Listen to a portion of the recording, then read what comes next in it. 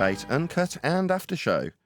I'm your host Nathan Oakley, and if you are new to this channel, or you've not done so already, then be sure to subscribe.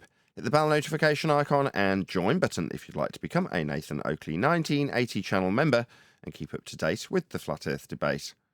If you would like to support the channel, there is a super chat that runs alongside each of these shows while they premiere, and there's also a Ko-Fi, Patreon, crypto and thanks button in the info box below the video. Speaking of Patrons, I'm going to do a quick shout out to all of you who do support me on Patreon. So, a massive shout of thanks and appreciation to Colton James, BG, Survive the Spin, FE Patriot, Steve, On the Level, Thomas van der Zander, Gary Hughes, Measured Flat, Chris Wouters, Sensible Goat, Mitch Kennedy, Rod, The Name's Burley, Twadwazzle, Jason Hornsby, Christoph Fournier, Flat Earth Travolta, JMails24, Unamento, M, Iron26, Endless, Golden McKiernan, Retro Bill, Level Plain Poem, Michael Kahn, John Kays, Patrick Gunnels, Banter, Mel B. Styles, Hairy Blade, Mobile Max 777, Rob W., Del West Watson, Unbelievable Productions, Blue Ridge Ranger, Abraham Mohammed, Skeptic 936, Texas Mike, Chow Yun Cat, David Wayne Foster, and Dank. So another massive thank you to all of you for supporting me on Patreon. Now I will hand over to whoever is in Discord and Google so you can enjoy their dulcet tones while I set up for today's live show. Good afternoon. What is it? Too early for everybody? Nobody talking yet? Nathan, hope you're feeling better, bro. Did you go to dentist? Everything good? All resolved? Not really. Oh, shit. What did they do, man? Did they help you out at Nothing. least? You still in the pain? Didn't do anything. What? Are you still in pain? A little bit. She was like, because you've had 3 courses of antibiotics, that's it now. If it continues to be infected, we'll have to pull it out. If it gets better, but then gets infected between now and Christmas, we'll have to pull it out. But if it doesn't, then great. You're like, that's it. No alternative options, nothing. So that's what I'm left with. Hopefully it'll get better, I guess. Yeah, man. Hope, yeah, it's too freaking long, dude. I don't know. I don't want to talk a lot of shit, but it's like, you shouldn't be in so much pain for that long, man. No, I agree. So there we go. That's life. Yep. Do you have a video for today? Because I think I might have a very interesting video to cover for today. Okay, stick it in Master B. Put it in the Skype. Sounds for it. good. Give me a second.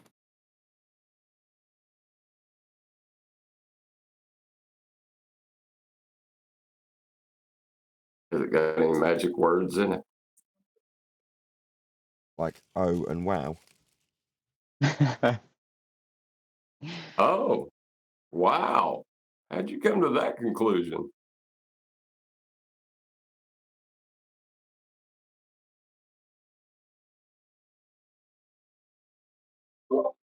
Man, that guy from yesterday, right? Again, I felt bad for him. He pretty much responded to everybody's comment. There was quite a few people left comments, and he was just backing out, man. He was just saying I was trying to be polite and to accept everybody's points of view. And that's pretty much all he was saying in response to everybody's comment. He was just trying to be polite, and what else did he say, man? Yeah. Yeah, he No need contradicted for the- himself because in one of the comments he said, well, my video isn't about proving a sphere, it's just about how to talk to flat earthers. And then in another comment he said, well, it's important that we all get to have our views. What, the views that you're not going to share and defend?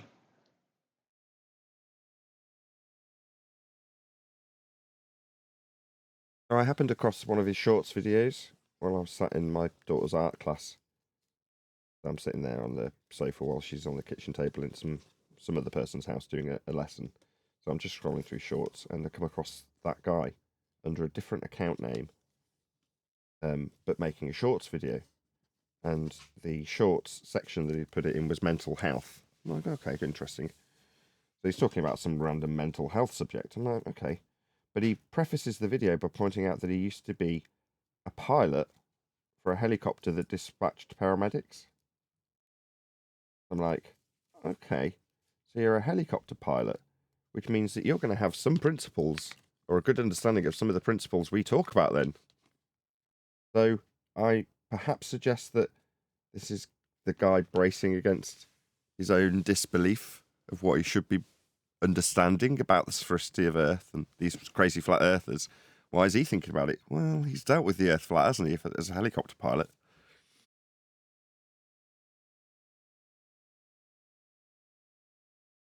Yeah, horizontal is something you have to contend with every day.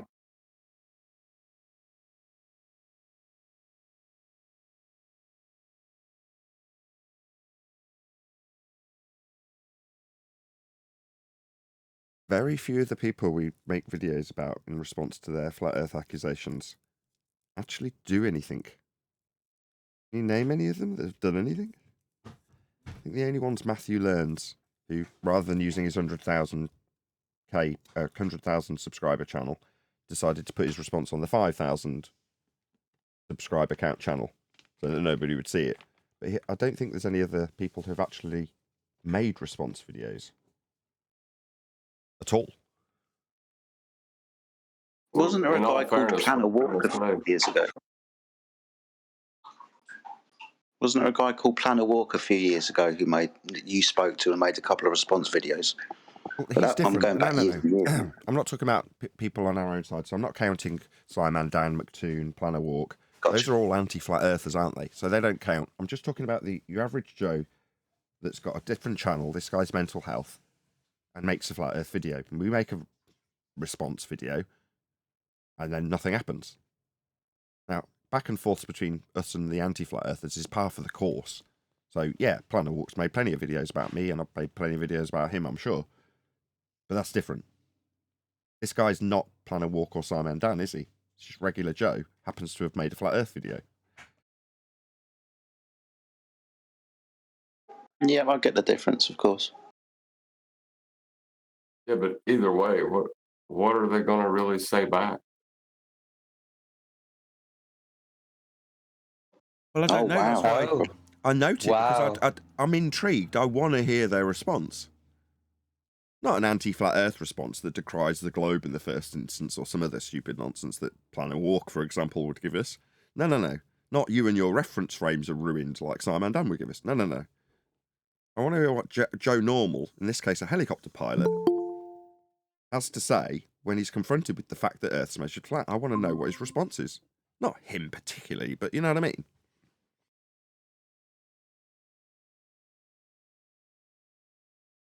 He can't, though. Yeah, me too, Nathan. That's why I was more interested in how this Steve guy was going to react. But he really didn't take it well, man. He said, my video is not about measurements. It's about how to deal with difficult situations for some people. Please feel free to measure anything you want to. And then one of our members responded to him, flat earth is measured, Steve.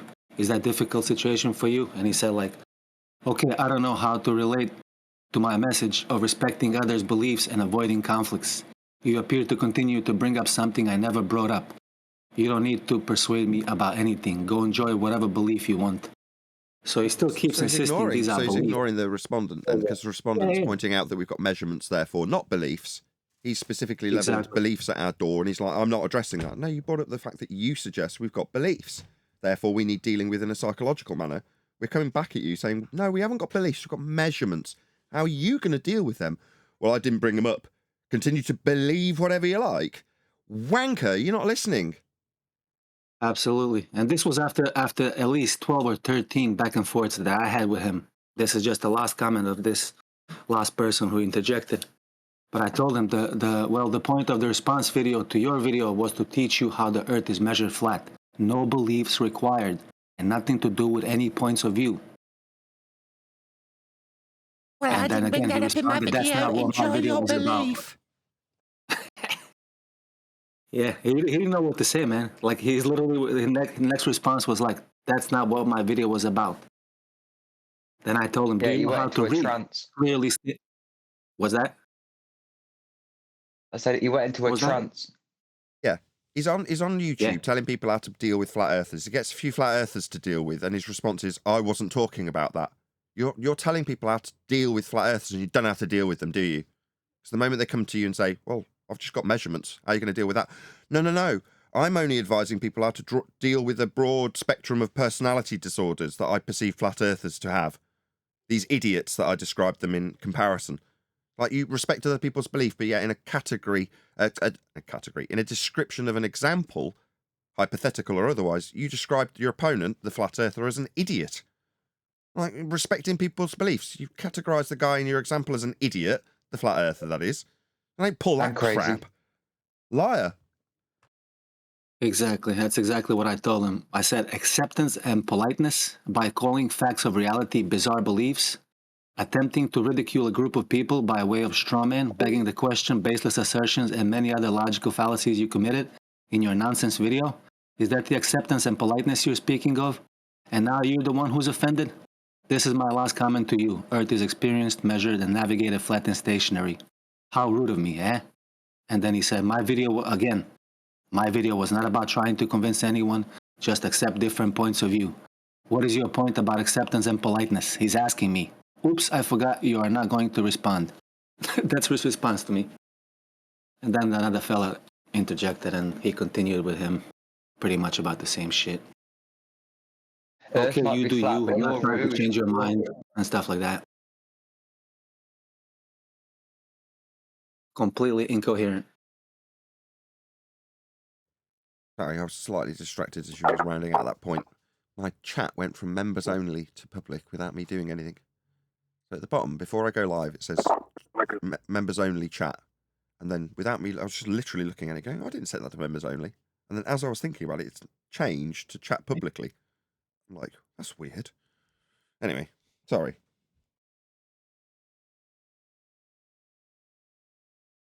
He doesn't know how to handle it. It goes into my video wasn't about, we don't care if you suggest that our response to your video isn't your video. Yeah, you've said we've got beliefs. We've pointed out they're not. They're measurements. Correcting you. That's not my video's about.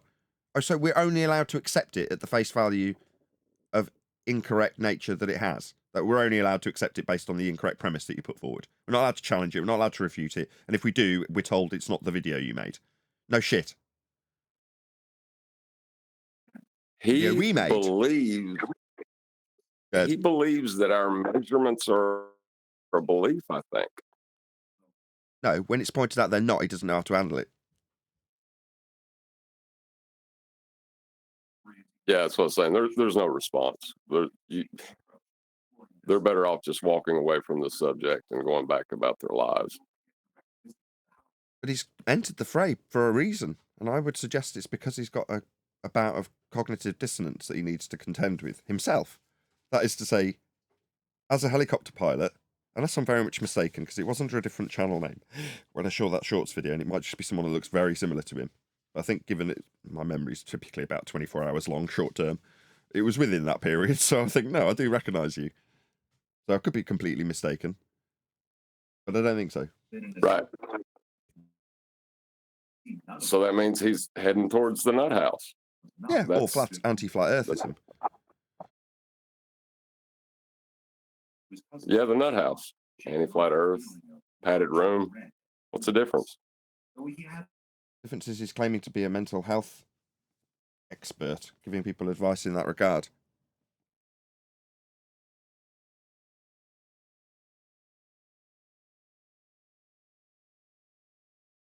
Yeah, I hate to see a therapist go insane, but that'll happen if he doesn't accept reality. Of course, if he got in no doubt got into the tete-a-tete with the flat earther if it was his typical idiot flat earther that had come to his door and started talking about ice walls. Sure, he'd have got into the wrangle-dangle.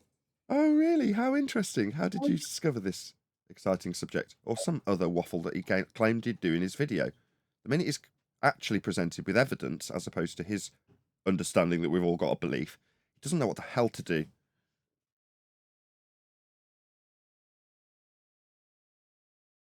I'll tell you what to do if you listen after the fact. Stop giving people advice on how to deal with this when you haven't got the slightest idea how to deal with this. Send a couple of commenters along and your best response is, that wasn't in my video. It's a bit like that when you deal with a back and forth. What if you were talking to me in person? Would you say, that wasn't my sentence that you just said? Idiot. You guys want to hear one short story from a global believer, one commenter that was on his channel? He said, "This happened to me. My mother-in-law's best friend's son is a drug-addled dishwasher at a local bar and living in his car. They came to Christmas dinner, and like any drug-addled lout, he was adamant that he was right, and we were all indoctrinated. I simply reminded him that I have been a telecom engineer working in satellite communications for more than 30 years, and that he was a dishwasher under the table for a living and lived in his car. He stormed out, and that was the last I've ever heard from him. I Sounds think like it a worked out just fine." completely made up story. 100%. 100%. Only made up, just leaning into the stereotypes. Me, intellectual, telecoms engineer, Yep. dealing with satellites, affirming the validity of the space vacuum that violates natural law, and you, a lowly dishwasher, demanding that I'm part of a conspiracy. Just one of many globers who are engineers, pilots, and scientists, right? Pretty Course. much all of them. They're all scientists and mathematicians and pilots. I once went to the Him being a supermarket. John. Him being a telecom worker, I'm sure he knows that the incident angle of radar requires you to have that instrument be level. Just some garbage idiot making up stuff in the comments to affirm the belief of someone who comes along and reads the comments. Oh, the telecoms engineer told the idiot flat earther, which they all are, scummy, dirty people that they are, what's what, and now I can get back to my globe belief. That's what it's there for. It's probably a bot comment. That's what I'm thinking, man. A lot of these are bots, AI. Because how does this engineer, 30-year engineer, find this dude's video on Flat Earth and decides to leave the story comment? Why are you Really? hosting homeless flat earthers, is my question, in this narrative. What the hell? Well, man. I could see people in engineering finding their way to this subject really quick. If it's kind of one of those things that's whispered, it's not really talked about, but it's you have to deal with it at some level.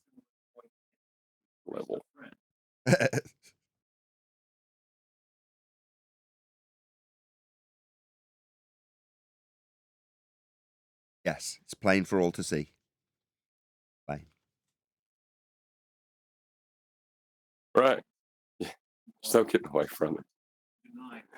Even if you want to, there's like a mimetic trap. What's a pneumatic trap in this instance? The truth.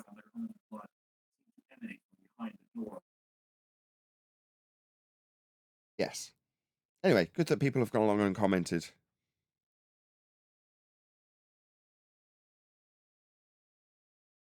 Was you asking what like I meant by mimetic trap or what the mimetic trap was? What the I can't say it now. Magnetic trap was. Well, the truth that everybody knows level's flat. We know that.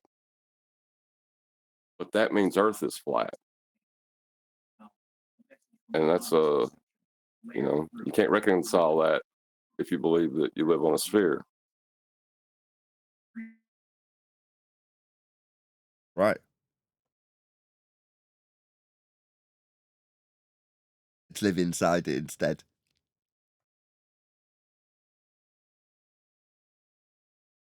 Under the sea. I just I was taking a drink when you said that and it come out my nose. Have to get used to that if we live under the sea.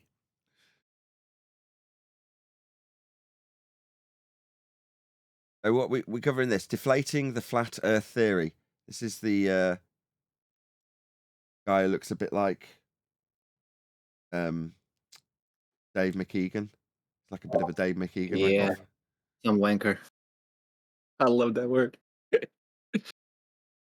Some wanker, man. We've It's done part of this already, Nathan, if you remember. It was me, you, Brian, in an after show. In an after show? Mooncake. We've already covered Does it. the name Mooncake ring a bell? Well, is that why I recognise it? We've already covered this video. What? It's quite a long video, and we got I'd say about a third of the way through it. In an after show. Yes, it was after the survival bushcraft survival channel. Okay. I vaguely remember with the so the person who got centre stage on that day was the woman they were talking to who toddled along because it was only a day or two after they'd published it, and she had seen the comments saying Nathan Oakley 1980 sent me, and she came and defended her position from memory. Correct? Yes. I don't see any comments in here from us, i.e. we didn't direct the audience to go to this guy from by the looks of things, or he's just removed them all. I can't see any, so it's up to you guys. You say we've got about a third of the way through. It's already started me at 11 minutes in, which makes me think, yeah, we've already covered this. Well, that might be the timestamp that I watched it until, so just double check. Do you want to cover this, or do you want to cover Liam posted? Let's build a space elevator. I like a space elevator now. You gotta sell me.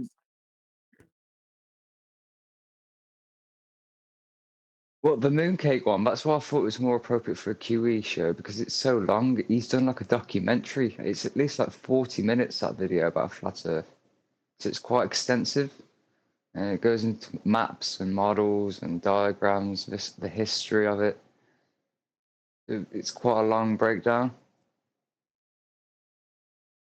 I don't care what we cover. If you want to cover space elevator, we'll cover space elevator. If you want to cover the rest of mooncake, whatever he's called, yeah, I don't care either. Just pick one. Yeah, NASA builds a space elevator. Everybody applauds. I build a escalator to Narnia, and I'm a bad guy. That mean we're doing space elevator? 2 weeks old.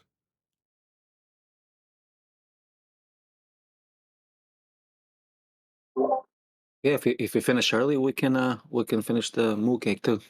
Good idea. So we'll do space elevator in the live show, and then if we get bored of that, or we end up covering all 12 minutes, unlikely, then we'll move on to moo cake and cover him again.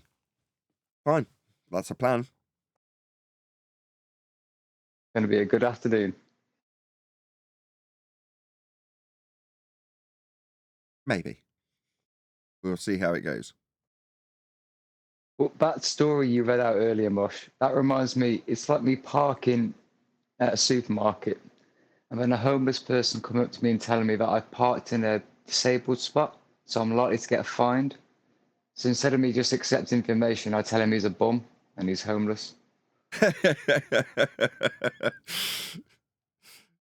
Yeah. Do you realise I've been working designing car parking centres for the last 30 years of my life? I'm accredited. I'm an engineer. You're a bum. Disabled space. How dare you? You smell.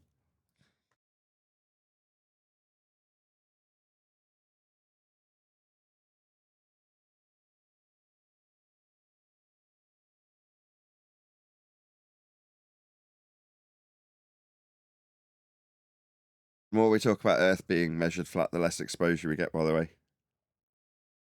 So it seems from my observations. Of course, you're directly over the target. Talk about Witsit.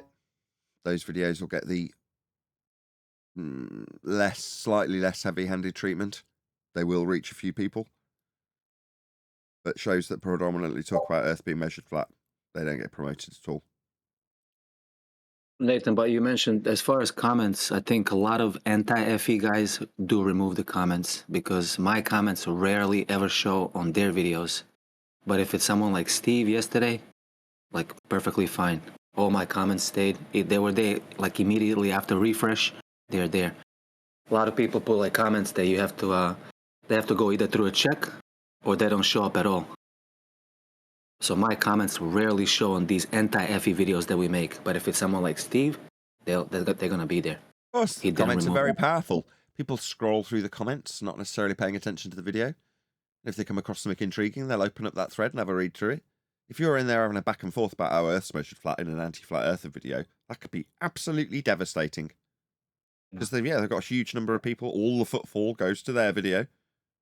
So what have you got? A slim chance that they might go through, look at the comment and see, oh yeah, Earth measured flat. And then an example of how. Nah, it's just not allowed.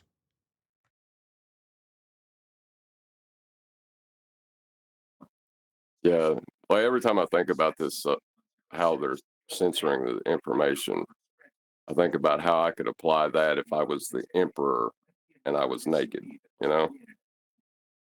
Like, oh, look, the emperor's naked. Well, put him at the bottom of the list, you know? Let's put the guys that are talking about the fabric that's invisible to some eyes, we'll put them in the middle and let them argue about whether this fabric exists or not. Yeah.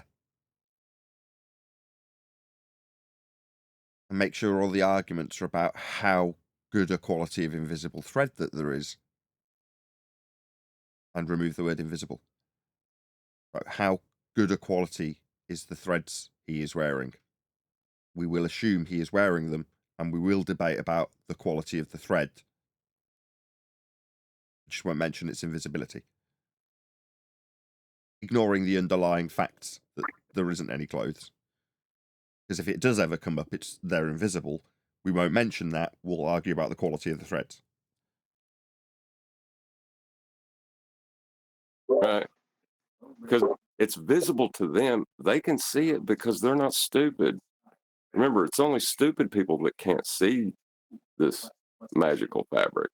Like so the magical if you're saying the emperor, like the magical fabric of space-time. The smart people can see the fabric of space-time is real. So you guys remember the ABC reporter from many years ago talked about the horizon being the mirage? Just 1 sec, Mush. I think John has a bit more. I interrupted him and then that wasn't the end. Go ahead, John. oh yeah, it's just like you're saying with the fabric of space-time. There is so much. Like there needs to be a second children's story written. I think I may do that. That'll be my book. It'll be the Emperor's New Clothes 2. It'll be how the world treats that little boy for pointing out the truth. Yeah, make it pointing out that there's no fabric of space-time. And the Emperor pointing out how stupid people who don't appreciate the fabric of space-time are while he stands there naked. Because he's still naked, obviously it's part 2. People are stupid enough to buy it. Everyone who contested it's been executed. Now he's on to blagging at the space-time while he stands naked at the podium.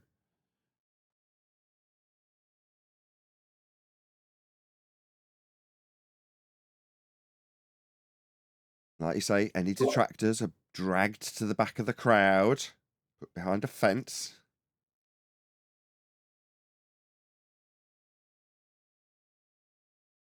If you guys remember one of those ABC reporters from quite a few years ago who talked about Chicago skyline being a mirage. What we supposedly see here is a mirage. Yeah. So he caught a lot of backlash for that. He got a lot of emails. So I'm not sure how recent this video is, but it was just posted by one of the Flat Earth channels. Him explaining himself and saying how it's going to be all explained in one of the upcoming ABC shows. It's not a long video. Meteorologist Tom Coombs here, and I want to talk about mirage. I thought it wasn't that big of a deal when I shared this picture about a year ago from Joshua Nowicki. You could see the entire Chicago skyline all the way down to almost the shore. Okay, so what are the facts in the matter so far? Got a picture, see Chicago in it. As far as I am concerned, sir, that is the end of this story.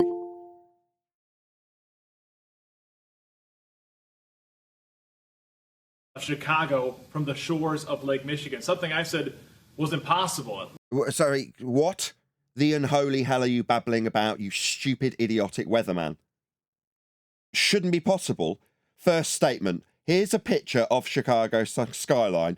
I say that's not possible. It's a picture! Do you mean you say it's not possible? It's a picture! Here's a picture of an elephant. Now I say that's not possible. It's an elephant. No, it's not an elephant. A mirage, a hologram of an elephant. No, it's just an elephant. I've got a picture of it. No, it's not an elephant. Your eyes deceive you. I say that's not possible. At least under normal conditions, this had to be a mirage or... Why? So we see things with our eyeballs, you say, not normally possible under normal circumstances. This is exceptional. Therefore, it isn't really there. It's a mirage. Says you. It's just a picture. or some sort of focusing by the atmosphere because there was... Atmo, what now? Sphere-shaped oxymoronic air without containment? No, air isn't sphere-shaped, sir. What the hell do you know about gas behaviour? Sphere-shaped air? No. Definitely not. Big inversion that night. Thought it was pretty straightforward. Did a quick 30-second explainer on air and moved on with my weathercast. Well, email after email later. This is just a few of those emails. Facebook posts, comments. I was shocked to find out that there are a number of people that believe the Earth is still flat and that to them, this is actually proof that the Earth is flat. No, it's just a picture of Chicago. No. Sorry, go ahead. I was going to say, no, we're not claiming that's a picture of proof of the Earth is flat.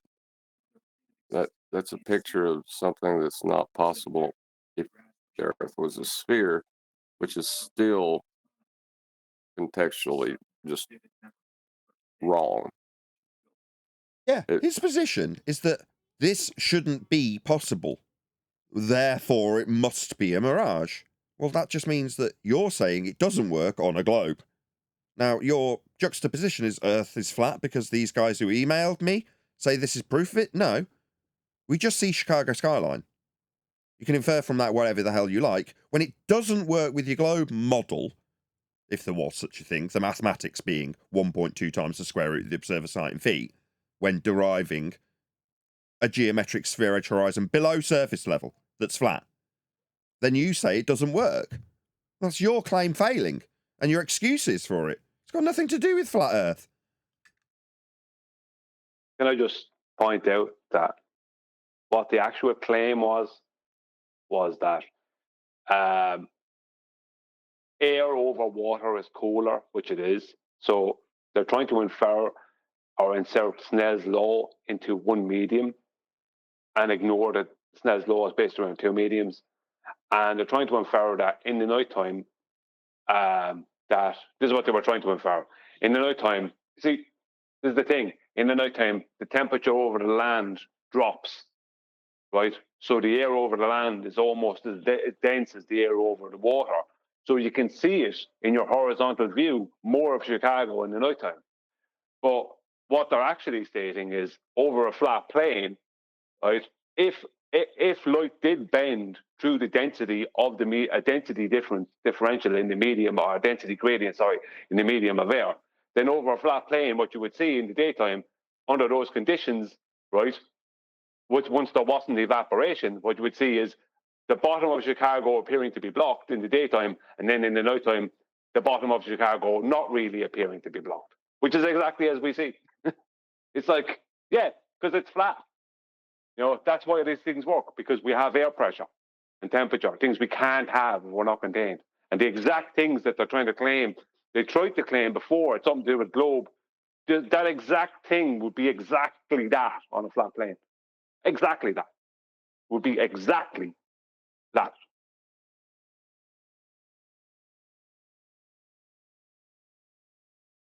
I'll explain One later. person just questioned me and asking me for a retraction of the articles and lies.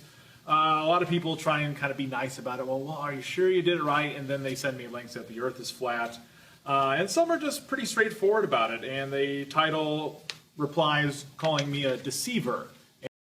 Well, when you say here's a picture of an elephant, that elephant isn't possible. That does kind of seem deceitful. You say it shouldn't be there. But because you've said it shouldn't be there, but it is, therefore it's a freaking hologram. No, I don't accept that. You just say it's there, I see the picture, and will accept the evidence in my own freaking eyes. I won't accept you telling me that it shouldn't really be there. But it is, therefore because it is, and you can see it with your own freaking eyes, it isn't really what you think it is, which is just Chicago skyline as pictured. It's a mirage because I say it shouldn't be there. Yeah, that's deceitful, sir. You don't have to like it, but that's a fact. It's a reverse of reality. When we just see something, that is not a phenomenon. There's no explanation required, like you've said before. It's only when things start to disappear bottom up that we might be able to invoke a phenomenon. But the diffraction of light is understood.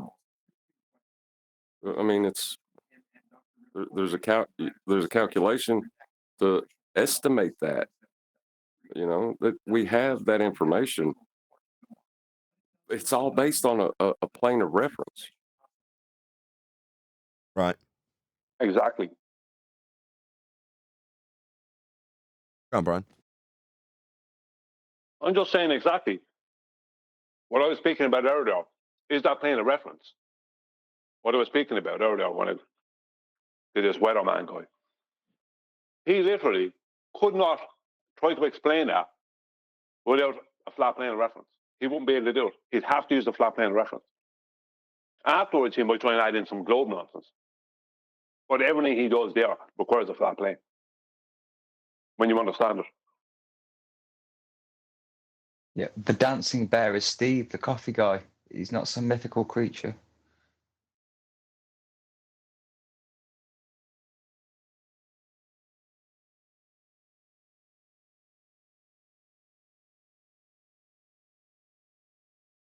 I'm just curious. What do you think he believes would be obstructing our view of Chicago? You think he'll ever say it? Well, he doesn't. What he thinks is obstructing our view of Chicago, he thinks is a geometric location that you can measure to. He doesn't know that it's not.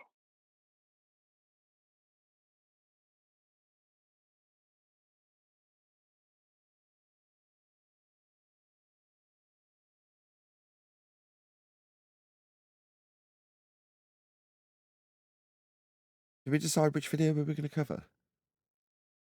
Covering space elevator. Stairway to Heaven. Yeah, fine. Have you already started the live show, Nathan? No. I was wondering, just because I heard you replying to something there, I thought you'd started early again. No. We got 3 videos, and I just thought I'd cover the one about the weatherman because it's kind of him squirming many years after the fact.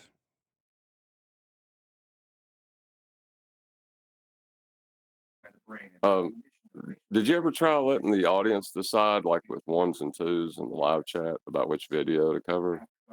Like, did that ever pan out doing it that way? I occasionally ask the audience, yeah. But I don't want to do that. I just want to pick one. I will say that the weatherman does have a bit of lore in this subject. Yeah, I get that. What are the other 2? We've already done that, Brian. You were just a bit late arriving. The other 2 are a guy we've already covered called Moo something or other that we covered in one of the after shows. After the 2 survival guys talked to that middle to late age woman, and then she came to us in the comments after the fact. Not the videographers, the woman that they were talking to about space. Do you remember? Well, after we did that video, we covered a different dude that's a bit like Dave McKeegan. I do have some memory of it. So we may cover if we get time. The other one is fresh, or it's not fresh. It's just not that video that we've already covered. Yeah, Escalator to Narnia sounds good though, don't it? Come on, Brian. Escalator to Narnia. Escalator to space. Yeah. I remember hearing, that's a Japanese thing, is it not? That was the Japanese who said they were going to do that. I've heard this bullshit about space escalators and space lifts and space tethers since the 80s.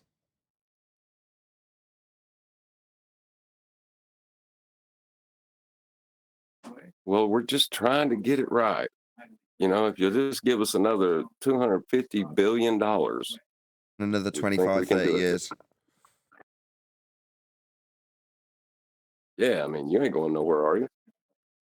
Just long enough for, each generation to forget that they were told about it 10 to 15 years previously. And it's just a cartoon and an idea and a concept that might come to fruition at some point. They're just psychopaths. They just rinse and repeat, recycle the same garbage over and over and over again. When it was Mars, I can't remember. I lost count of how many times they found water on Mars. Oh my God, we found water on Mars. What, like you did previously? It's like, did you think we'd all forgot? Yeah. I didn't forget, but yes, the average Joe's got a very short memory. Yeah, they just take in whatever news is. Sorry, John, go on. Apparently, you don't need mass for gravity. Yeah. What? Any what? Well, mass for gravity. I saw some, one of those salacious articles where they're saying that they found. I sent it to Brian. You remember the title of that, or did you see that, Brian? Gravity may be possible without mass. What's mass? Yeah. Mm-hmm. But it's behind the times because basically Albert Einstein, like, I know the term mass is used by him supposedly here or there, but he basically removed this mass thing as having nothing to do with what he called gravity. But they need things like, they need gravity to be able to happen from I think a Newtonian point of view without the mass. You know, this kind of thing. They're so convoluted and screwed up, but nobody, like, so it can happen without mass. And as you said, what's mass? And you know what I mean? Where's this mass stuff you're talking about?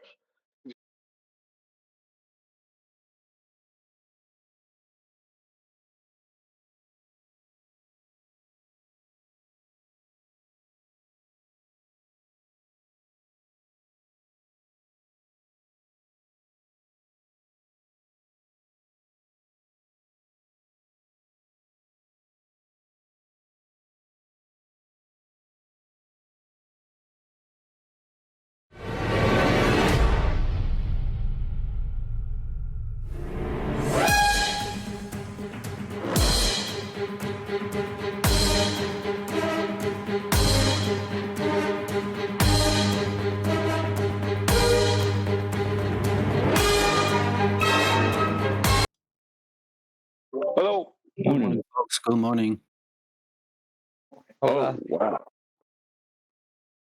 It was amusing me so much how they're trying to exclude mass from fourth dimensional pseudo-Riemannian space-time bending to incorporate a completely different geometry of Newtonian mass attracting mass by eradicating the base principle of mass, whatever that is. And in so doing, I forgot to pause the recording. I normally like to pause the recording so that I don't have the intro playing for no reason. So there we go. I accidentally got half an intro in because I was distracted. So we've had people blowing drinks out of their nose with amusement in the pre-show, and some interesting revelations in terms of squaring the circles that are gravity. There we go. Check out the pre-show if you're a member. Speaking of which, any scientific evidence of gravity? Would you accept space-time curving? Show it me. Then show me the scientifically validated cause for that effect you're about to show me. I can't show you any of that. What I can do... That's no good. Stop. ...is no, accuse you... No, that's where it ends. I can accuse you of denying general relativity. I don't care. If it's not comporting to the scientific method, that is the observation of a naturally occurring phenomena.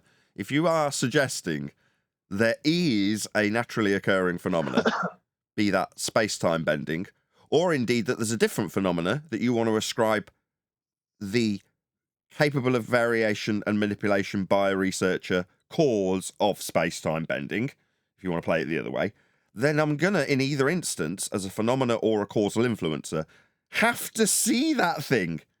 If it's claimed to be a real causal influencer, it must be, obviously, the independent variable in your hypothesis.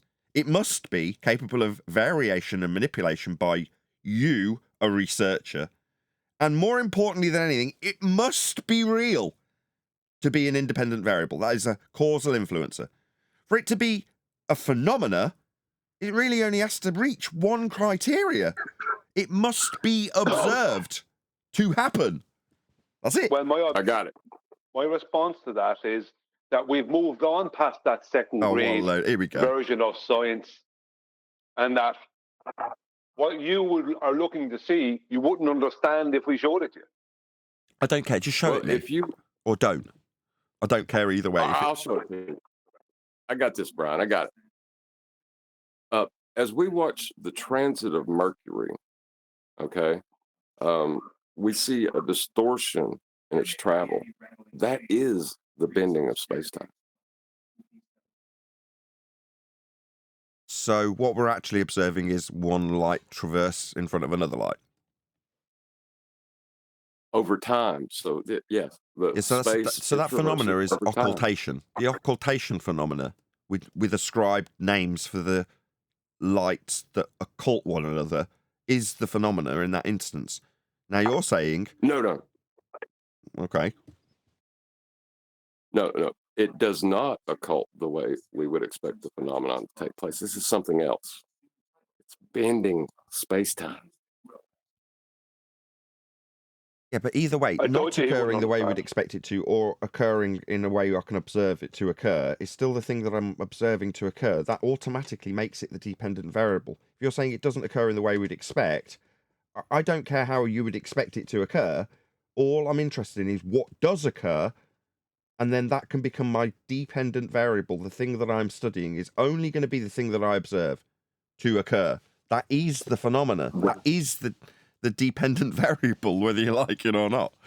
Now, if you're saying, okay, right, my description of what occurs varies from what I would expect, and my causal influencer of that which I observe and I described as the wonky occultation that you've turned it into, fine. But now you need to cause that effect by variation of making your presumed cause, that's space-time bending, well, that needs to be real. It's not. It's conceptual, fourth-dimensional, pseudo-Riemannian. You can't bend and manipulate that which is not real. But Nathan, we just observed space-time bending with Mercury. It was on. Go on, John. But we just observed space-time bending with the transit of Mercury. We observed that. No, that's begging the question. How would you explain bodies of mass moving in that transit like they are? Number one, I don't know that. Number one, we would have to define what mass was. Number two, we'd have to clarify that the things that we're observing are mass, as defined, which we haven't done yet. Those two things will draw a conclusion to this. By the way, Brian, you can feel free to flail if you wish. So you're denying mass now. No wonder you don't understand science. No. I said it was yet to be defined. So do you want to define mass for me? Go ahead. It's a body of physical proportions. If you added on in a quantifiable amount, that would be mol, wouldn't it?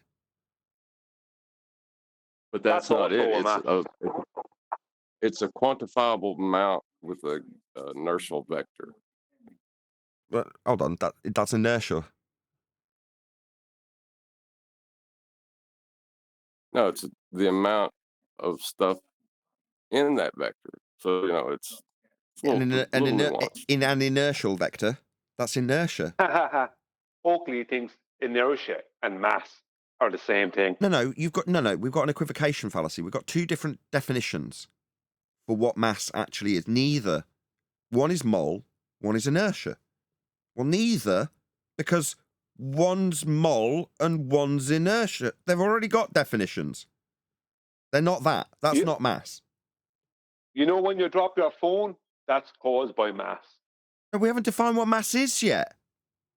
You've defined inertia and mole. Well, you have defined mole, Brian. So you're saying that your phone won't fall down. I'm not saying does anything. it? I didn't say this. So this is a I'm far just- cry from science. Meanwhile, observed natural phenomena followed by a variation of a presumed causal influence to validate it does cause that effect. That's science. That's what I'm asking for. This isn't that for gravity. This is a far cry from science, lads. That's We give that's you an second grade observed science. phenomenon, We'll and move then- past that. Sorry. Oh, I was just saying, we give you the observed phenomenon, and we're trying to explain the causal influence, but you're not accepting the words we're using. What can we do? Don't explain causal influences with things that aren't real. In this case, pseudo-Riemannian fourth-dimensional space-time bending, which isn't real, can't be shown, isn't physically capable of variation and manipulation by you, the researcher, to cause the unexpected transits. That's what you're suggesting. That's not been done. It's not viable in terms of experimental setup. You haven't got a real causal influencer to put as an independent variable in the hypothesis or vary and manipulate because it is not real. You can't show it me. You can't vary it. You can't physically interact with it. It's pseudo-geometry. Yeah. You interact Yeah. with it when you drop your phone. You're always interacting with it. You just don't realize it. Good point, Brian. It's begging the question again. And just because we can't manipulate it yet, I mean, why should we put such limitations on ourselves? I'm not putting any limitations on you. I'm saying this is science. Is it that? If the answer is no, that's not me putting up limitations. It's just me saying you're that isn't asking, science. If you're asking, is it second grade science? No, it's way beyond that. We've moved past that. Second grade science is okay for, I don't know, biology or something. But when it comes to our world and the celestials, we got to move past that kind of science. Okay, you do that. Good for you. On your move. Meanwhile, there is no scientific evidence of gravity. We can redefine what science is as Brian sees fit to, but it doesn't change what science is, and this is not that.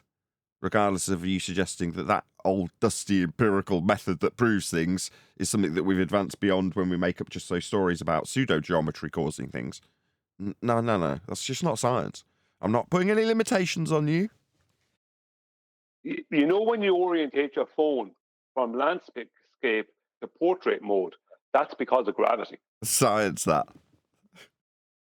That exactly. Your phone is science. Well, I'm not accepting that as a cause and effect relationship based on a hypothesis being actualized by variation and manipulation of a causal influencer to cause an observed phenomena. This is not that. Not only that, there aren't any scientific validations for the heliocentric paradigm. Yeah, I mean, I'll ask the question, is there any scientific validity, any viable hypothesis from any of the fields of astronomy, cosmology, or astrophysics? We just tried to give you one. You wouldn't accept it.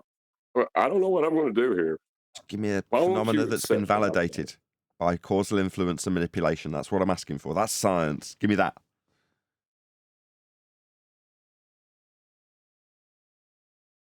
Sandro from the chat says, good news! PJ got his old channel back.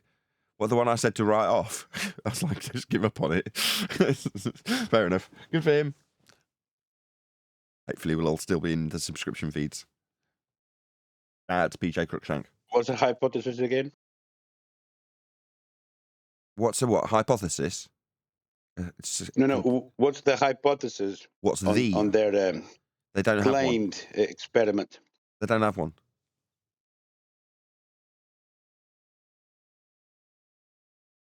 During a solar eclipse, there will be a star disposition from where it should be, proving the curving of space-time. Where it should be is based on the extrapolations based on flat Earth measurements in the first instance. That comes up with a paradigm known as heliocentrism. Based on that suggested pattern for better prediction of the positions of the stars, that system gets it wrong. And you're saying because that system gets it wrong, that's a phenomena. Because it isn't where you were expecting it to be. No. I can't keep going down this road. It's fun, I mean, I've tried helping you. There's just no helping you. You're stuck in an old, outdated version of science. You don't understand how the progression of science. I just can't do this. This isn't science. You're in a Yeah. category error. Brian, let me handle this. It's obvious that he's not wanting to listen. I'll try to step it back and slow it down a little bit more. That transit, right, is a horizontal movement between 2 points. And there's an apogee and perigee, and that'll give you an angle of transit so that you can adjust your orbital plane to the plane of reference, okay? When it doesn't follow the path that we've tracked it for, there has to be something causing that.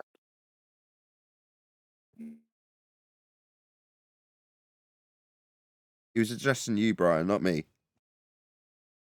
He's addressing you. He was just talking about me. He was addressing you. I assure you. You're wasting your I'm just time, trying John. to make He wants to stay in his paradigm, in his religion, where he is popular. That's really all he wants to be. No, there's no religion. The measurements I would appeal to. Hold on, let me just respond to Brian. There's no religion being detailed here, and the measurements that I would appeal to are the same as the measurements John just appealed to, as a globe believer, talking about apogee and perigee. Well, he's obviously hinting that we segue into his nice little hint there, John. Kudos. Right, we both have the same origin paradigm. Origin. For him, it's hard to concentrate because John's not a globe believer, but he is in this circumstance. For the globe believer, John, in this example, he requires these flat plane angle measurements described with respect to apogee and perigee and a flat plane of reference. So do I, if you want to appeal to these measurements that are measurements. The accuracy that may or may not be in line with what is expected after the fact when turning it into a globe moving around a sun, also with respect to an asymptotically flat plane that we'll describe Earth from the centre of, moving around a centre point of a sphere sun. Well, even in that example, we've still got origin measurements that are identical for both of us, regardless of how well that paradigm, at the end of it, heliocentrism in this instance, actually does track the stars' positions. If there are inaccuracies, that doesn't make the inaccuracies in the cyclical prediction, if you want to even call it that.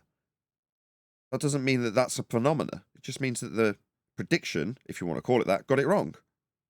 That's all it means. It's not a phenomena. Flat plane measurements required, though. Sorry, go ahead. I'm just saying I can't do it anymore. I can't keep pretending to be a baller because it's just so stupid. Because it's painful going around in circles. I can't do it. I'll meet my limit. You mean you can't draw a conclusion? You can't get to a conclusion successfully if you're a baller. That's what you mean. Yeah, that's the problem. You can't. You must start bringing the person around in circles and bringing up things that aren't what they're asking for. You know, to prove things that you can't prove, and you must beg the question with everything you say. It's just how they keep it going. I don't know. Beyond me, how you could. I couldn't. Well, they're mentally driven to, aren't they? Maybe 10 minutes. Go on. They're mentally driven to take it round cyclically, round and round and round, and keeping it in the question rather than the conclusion that's trying to be drawn by me in this example, right? Because we're into your paradigm, talking about gravity, talking about space-time bending, talking about tracking the stars with everyone in a mindset of heliocentrism. It's advantageous for you to keep that going in a circle. Daz, you're off mute. Daz. Daz, have you just joined, opened your mic and walked away? Daz, hello? For the love of Jesus. Sorry. No worries. Did it yesterday, which is why I'm a bit more short with him today. Anyway, he's gone on local mute. Jolly good. Yeah, it doesn't matter if it's of detriment to have the conclusion piped up from the flat earther, who everyone considers stupid anyway, so long as the circular argument, which is within the heliocentric paradigm, in this case gravity-based, so long as that keeps going round and round and round, everyone's constantly talking about gravity. It's wrong, it's right, it's wrong, it's right, it's wrong. We never get into a conclusion that takes you away from that paradigm, so long as we keep going around in circles. So when you say you find it difficult, Brian, cognitively, it is, in most people's understanding, to their advantage to just keep going. Reassert, rinse and repeat. I really could not do that. I mean, I lasted maybe 10 minutes, if even that. And I was even at that poor performance. It's like when something is wrong, or you can't define something, or you can't prove something, you can't show something, that's it, it's over. I mean, why is there a need to try to go past that? I don't know. But obviously, as you said, they're driven. They're driven past that point to continually do this for years. Yep. Quantum Race has got a show tonight, QE Live, which is at 7 p.m. UK time, 2 p.m. Central. So be here or be Sphere on the Quantum Eraser YouTube channel. Typically, I don't give him a shout out. I forget on a Tuesday. But Divergent Droid doing a fantastic job as ever. Has posted a link to Quantum Eraser's channel. He doesn't normally post the link to the live stream till a couple of hours before he does actually go live. So there you go. If you're watching now, there's 79 people watching currently. Also, please share the show if you've not done so already. Has he finished covering the 1724 show, or the one with Witsit? No, not yet. I feel I don't want to go on there. I don't want to go on a show where he's talking, where I'm also talking. It just gets confusing. You know what I mean? Yes. Yeah, well, in that respect, I'm quite pleased that I've avoided some of the ballbusters where it's being covered, because when I have joined and I've listened back to the show, it does get a bit confusing when I'm responding to myself and what I've said in the moment. Now, we did let's not call it a dress rehearsal. QE might get a bit uppity with me. We were reviewing prior to doing a live show on Witsit versus Brian. So when we do get back into ballbusters in a fortnight's time, so a week on Saturday, basically, then yeah, I think we'll be by then on to that video with Brian. I don't know if QE's intending to cover that or not. Certainly, like I say, we were reviewing it yesterday, and it certainly had a lot of laughs in it. Is that the one where I was over on Witsit's show with him? It's You and the Hammer, I believe. Oh, that one. Oh, that's a different one again. That's from last year, I think, or whatever. Yeah, that one needs a review. There's a load of stuff in that. And you were having to listen to it with QE yourself, were you? Yeah, so just before we got into doing book editing yesterday, they were, Adam included, hey Adam, covering it. I thought you were there. For some of it, I wasn't, no. It was more for laughs, Brian. It wasn't like no, actually, Nathan. Sorry, John. Yeah, we were just kind of looking at it for laughs, because the amount of contradictions and everything, like, it was just gibberish coming at you, and you were trying your best to make something out of it, and it just wasn't possible. The one we were listening to yesterday was actually not the one with your man, the Hammer. That was actually from a year before that, when it was over on Witsit's show. Oh, okay. For a yes, conversation. I do recognise. Yeah, the format was slightly different. Yes. Yeah. So there's two of them. I just tried to talk and have a conversation, which is not the same as a debate. So it doesn't come across the same as a debate. But I mean, my purpose was still to try and get some information out of them concerning these things. But still kind of half turned into a little bit of a debate at one point. But yeah, that's what, and I think that's why none of us were trying to be hard on you or anything. It just he was saying things to you that had no meaning, and you were trying to have a conversation with someone who was speaking gibberish to you, basically.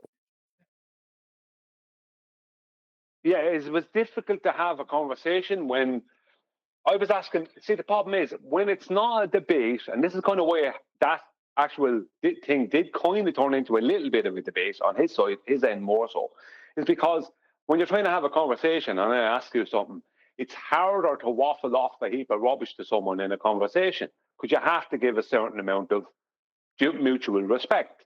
But if it's a debate, you can waffle off a heap of fast nonsense to someone and you'll get away with it.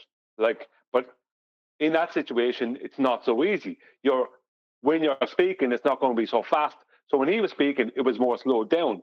So he was saying things he would normally say fast, right, at a faster rate, he was saying in a more moderate rate.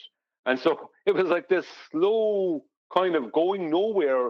What is he talking about situation going on? But it does get kind of funny a bit later on.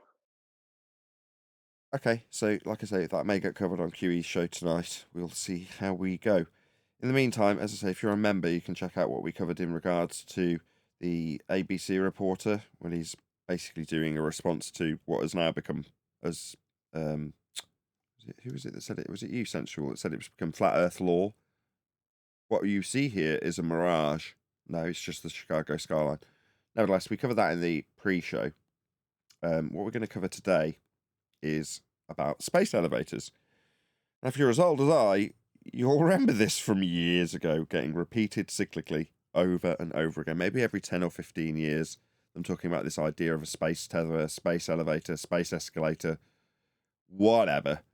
So I'm very familiar with this idea. It's obviously being recycled or talked about now because this video is only 2 weeks old. It's not a massive YouTuber, but nevertheless, as is always the case, please share the YouTube algorithmic love with this videographer who is called LotusEaters. Oh, it's LotusEaters. Okay, it's one of their presumably channels, if it's their biggest channel, but in either event, please let this particular videographer know at Nathan Oakley 1980 sent me with a polite comment that just lets them know they've responded to this video. Hopefully, I'll buy a little bit of time as there's now 90 people watching for you to actually click that link that's going by in the live stream chat right now if you are watching live, which 90 people are, and toddle along to this video and leave a comment. And just, as I say, all one word, at Nathan Oakley 1980 sent me. And don't swear, don't be impolite, just leave something that won't immediately get wiped out by the YouTube bots or by the videographer, him or herself, when they respond to it. Hopefully they'd put a link to my video, the whole idea of doing this. If LotusEaters were to put a response up, hopefully they'd put a link to Nathan Oakley 1980 to return the favour. With that said, hopefully I've bought enough time for a few of you from the live stream chat to actually toddle along to LotusEaters.com channel and leave them a comment, alluding to the idea that at Nathan Oakley 1980 sent you. I think that's enough of a plug. Right, let's get into it. Moons, or is it just Deimos that is the case? Their position relative to their planet beneath is such that is always the same 2 bits at the closest, so you can build a cable between them. Is that right? It's that they're low enough mass that they're low enough mass. Avoided the question and gone on to their mass. The measurements with respect to a flat Earth, though, isn't it? Straight whistled past it immediately. Let's see if he comes back onto that. Interestingly phrased question. That we could conceivably move them without building rockets that are comically large, but high enough mass that they could serve as useful anchors. They're not. What's mass? Do you want to define these terms? In the perfect orbit, but they're orbit. All right. Well, you'll need a flat plane to describe that in the paradigm of heliocentrism. An orbit is described from a plane. If you're going to put things in orbit, first and foremost, you're going to be describing it from the center of hell, at the equatorial plane. You're going to be in a ball to describe orbits. Why? Well, because you've devised the sphericity of a planet to put in orbit from flat Earth angle measurement derivations in this system called heliocentrism, mathematics only. We're not in a ball. We're not in an orbit. And to infer it mathematically requires you measuring an Earth that is flat. Low enough mass that we could maneuver them if we can generate fuel on them. So you don't need fuel and generation of anything in a place that doesn't exist. You're talking about the complications that you'd face travelling through Narnia. You'd have to traverse high-pressure gas that we're all breathing into an area of volume that gas isn't dispersing into. Complete violation of the second law of thermodynamics to suggest there's an area above our heads that gas does not fill. There is no space. There is no sky vacuum. It's absurd. Okay, so the principle of a space elevator is basically a big cable that goes from your planet up to a mass up there, and it's basically like... There is no soil in the sky. This idea that there's planets that you can get to that are mass. No, all of the stuff that's soil-based is the ground. It's beneath our feet. It's not in the sky. The sky doesn't have those properties.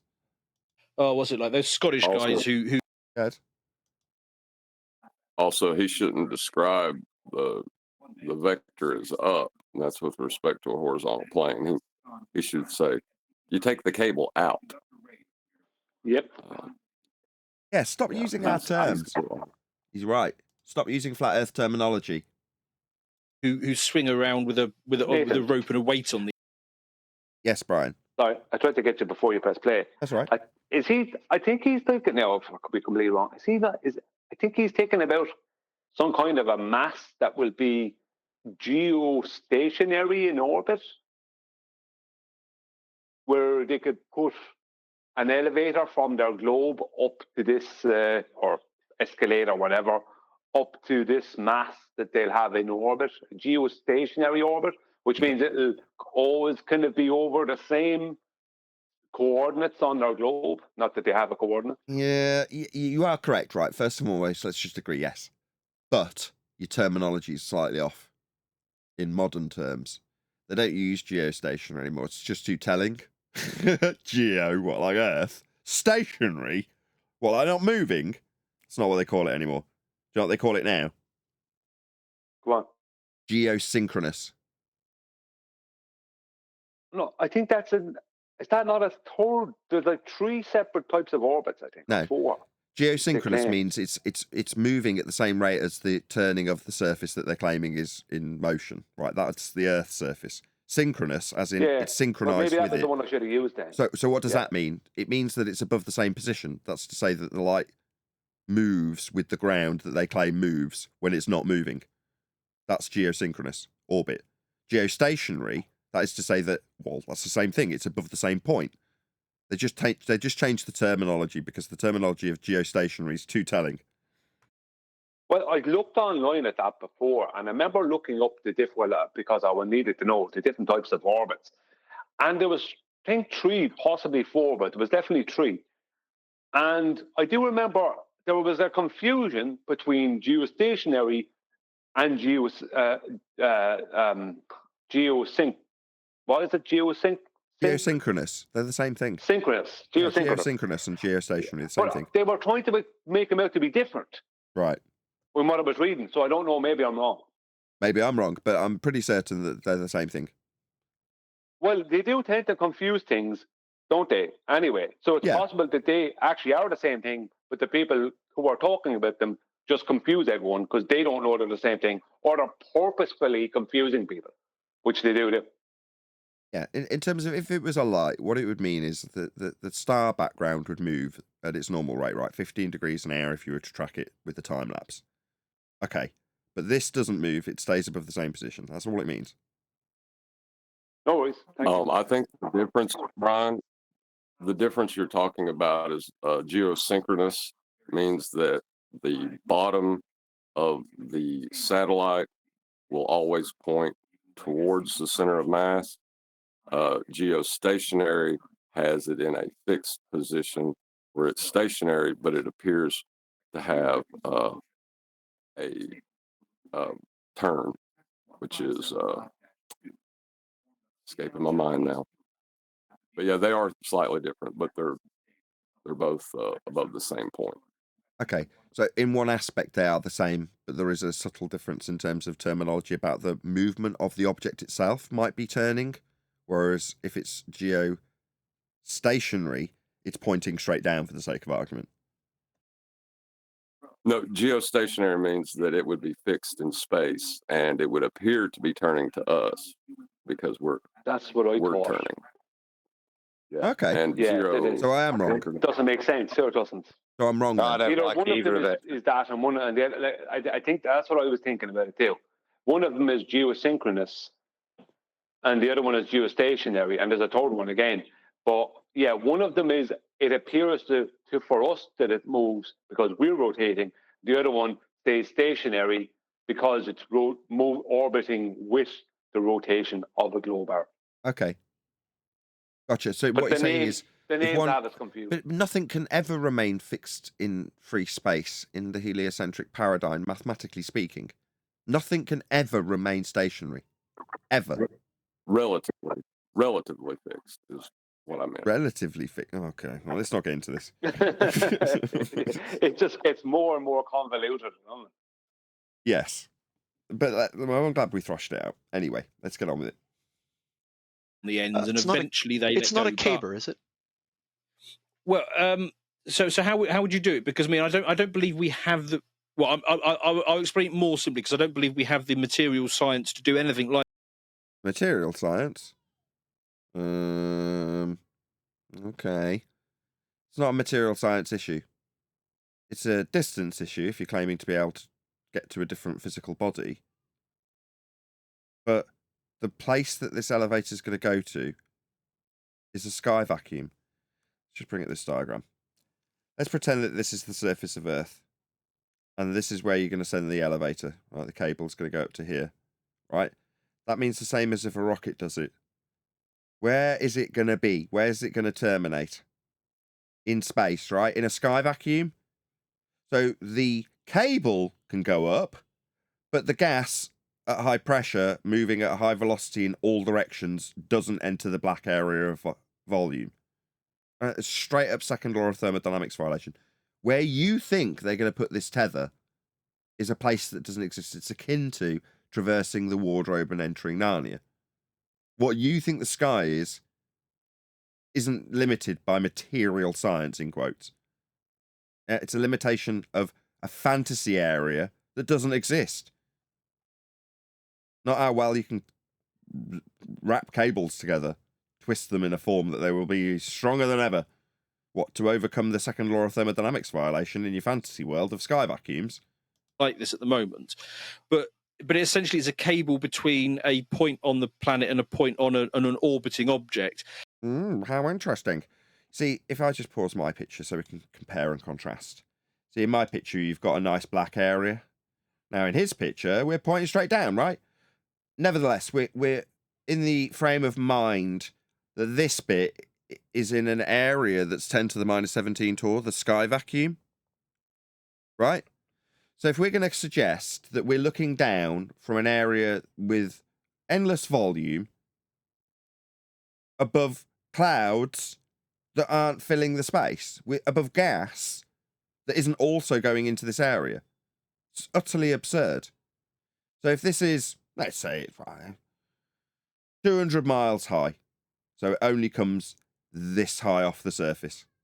About as high as my pointer. That's probably much bigger than 200 miles. But either way, we'll call my pointer the height of that tower. Okay, so the top of the pointer is in the black area.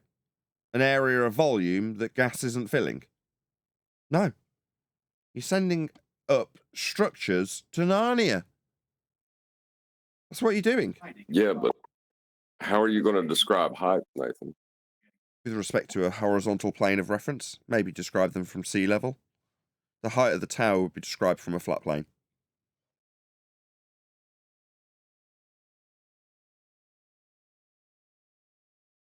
And that orbiting object has to be in the right orbit that it... No, there is no right orbit. There's a description in mathematics derived from flat planes and elevation angles. To stars. There is no such thing as an orbit. Maths. Now, you have fantasized this into a paradigm the church has taught you as real. It's not. Basically stays in the same relative position to the planet. Have I got that right? More We're on a planet. or less, yes. Okay. No, we're not on a planet. That's a church rhetoric for better predicting positions of stars based on angle measurements of the stars off a flat plane. We're not on a planet. Even if you were in your fantasy world of delusional sphere surfaces to stand on, what you've just described, sir, is orbits. No, they're not described from a surface that's spherical. They're described from within the centre of the sphere. That's where you describe orbital motion from. In hell. We're not in hell and we're not in orbit. We're not on a sphere. There is no sphere. There's just planes of reference that we describe with angle measurements from it to create these terms that you reify into existence. We're not on the maths of sphericity or in it to be orbiting. What's interesting, you say the material science, though, because the material science requirements are dependent on the body. If we can just get the material science for the fur coats, we'll all survive Narnia. It's a material science issue, isn't it, gentlemen? We just need to figure out how to get the coats of a sufficient tog. Well, if we, instead of using the word engineering, we use material science. It makes it sounds more heliocentric. It sounds more fancy. You know, we just need to get the calculations right for the materials. Once that is all done, you know what I mean? We will be able to then figure out the exact type of orbit that it will need to be in and at what altitude it will need to be at. But we'll also have to figure out exactly how far up the elevator can go. You know, because with pressure and stuff. You know, these kind of things. So, you know, it is possible to do, I think, in the future. You know, it is possible. Yeah, we just need the material science to raise the, you know, tensile strength and tog values of these coats. And then we can traverse the wardrobe and get to Narnia. It's just a question of time. Yeah. And material science. There is no Narnia.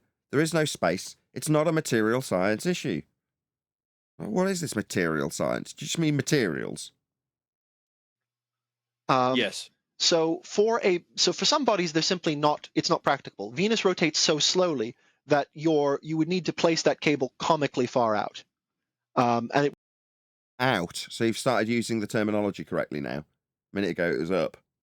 Now, out is in the maths of orbits described from the center of hell mathematically. There is no way you can do this. You can only describe it mathematically. It's absolutely sad. Within the reified conventions of heliocentrism, this guy is now questioning the material science of travelling to Narnia via sky vacuums. How absurd. It would need to be comically strong. If I use technology to count the amount of passes the team and the white make, and you use better technology to count the amount of passes the team and black make, and we'll definitely get it right, Nathan. We won't have to worry about the dancing bear. Nobody's going to see the dancing bear if we're all doing a bit of maths. I mean, if you're calculating how much togs we need and Brian's calculating how much tensile strength we need for these coats, no one's going to notice that there isn't a wardrobe or a place called Narnia. Just keep working on the tog values and the tensile strength values and discuss whether or not they'll be sufficient to survive the snow. Well, once the hinges on the wardrobe door hold up, and they should do that, everything should be successful. It's getting the right metallurgy values, because back in the 1700s, when the wardrobe that did work had hinges, they worked because of the series of metals that were available widely at the time. But we can't quite get that technology back. It's dead now. You know, we've moved on in terms of technology, but we can't just resurrect that technology. You know, we had it, but we destroyed it. Yeah, those hinges, the metals that those hinges are made from. Go on, John, you know more about the hinges. He knows more about door hinges. Go ahead. You just said mythology. Yes. We're having an issue in our development. There's an amount of heat that needs to be applied under such a low pressure that we're having a hard time recreating that pressure in a laboratory situation. So it's really up in the air at this moment. Sorry. Well, as I said, we had that technology. We had it in the 70s, but we destroyed it. It's a big job to build it back up again. We'll get through the wardrobe, though. We'll get those hinges fixed. We've got the coat sorted. If we employ the powers of Dr. Tony Purcell, I mean, he's got a lot of experience in the wardrobe. He surely should be able to help us with the hinges. I know we can't get those same metals as we once had, and we might need to use maybe virtual hinges this time. But it is possible to do. I think in the future, it's someone that maybe we will be able to do. Or we could ask. Absolutely, Brian. Dr. William. Mythology is making huge steps. Well, there's a Narnian expert. It's Dr. Brian Penis, I think he's called. Something like that. Or Cox. I forget his name. But he's a Narnian expert, and, you know, really he's focused on, you know, the challenges that we'll face based on the seasonal changes with these coats. Obviously, you can't have a big, massive fur coat that you just ditch because over the border, 300 yards away, it's full-blown summer and there's a lion talking. You know, if you're with the witch and eating Turkish delights, you need that coat to survive all seasons. You know, it could be scalding hot on the one side of this fence and, you know, freezing cold on the other. There's extreme temperature differentials that we've got to cope with. And like I say, Dr. Brian Penis wants to focus on these extreme changes in the, you know, design and manufacture of these coats. And I think he's got a good point. We should really focus on these extreme differentials that we experience in Narnia. Like I say, we did obviously traverse the wardrobe and experience these temperature differentials previously, but we had that technology and it's gone now. We destroyed it. And it will take a long time to build it back up again. Yeah, I agree. I agree too. It's true then. Narnia travel is just around the corner. I mean, the issue of the dust cloud in the wardrobe, that is a bit of, I'm not going to say that's not an issue, but how they dealt with that the first time was they didn't know it existed. They gave that a name. It's these funny like fish-shaped belts that they have on loops in the wardrobe. As you walk through, no one ever notices the belts hanging up. They call it the kipper belt. Right. Well, see, yes. the thing is, in quantum mechanics, if it's not observed, then it doesn't manifest. We didn't see it before. It had not manifested. Now that we know about it, we have to do something about it. Well, we've known about the kipper belt for a long time. It's just never utilised it, and no one hung them up in the new/old prototypes with the old technology and the old metallurgy and the old door hinges that haven't quite been finished. But we have got the kipper belt hung up. That's all been sorted. We know about the kipper belt now. They didn't have to worry about it when they first went through, but now we know about it and we do worry about it. In either event, shout out to FE Patriot. Forget the hinges. Carrie Alice is a bigger issue. Okay. Well, it is a great concern to all of us. The Carrie Alice effect is a big concern. Now we when just you're need a traversing time wardrobes. machine. Go ahead. Thank you for the super chat, FE Patriot. $100 too. Big spender. Thank you so much. I was going to say, we just need a time machine now for somebody to go back and unsee it. Therefore, it won't manifest. That is an excellent idea. It is indeed.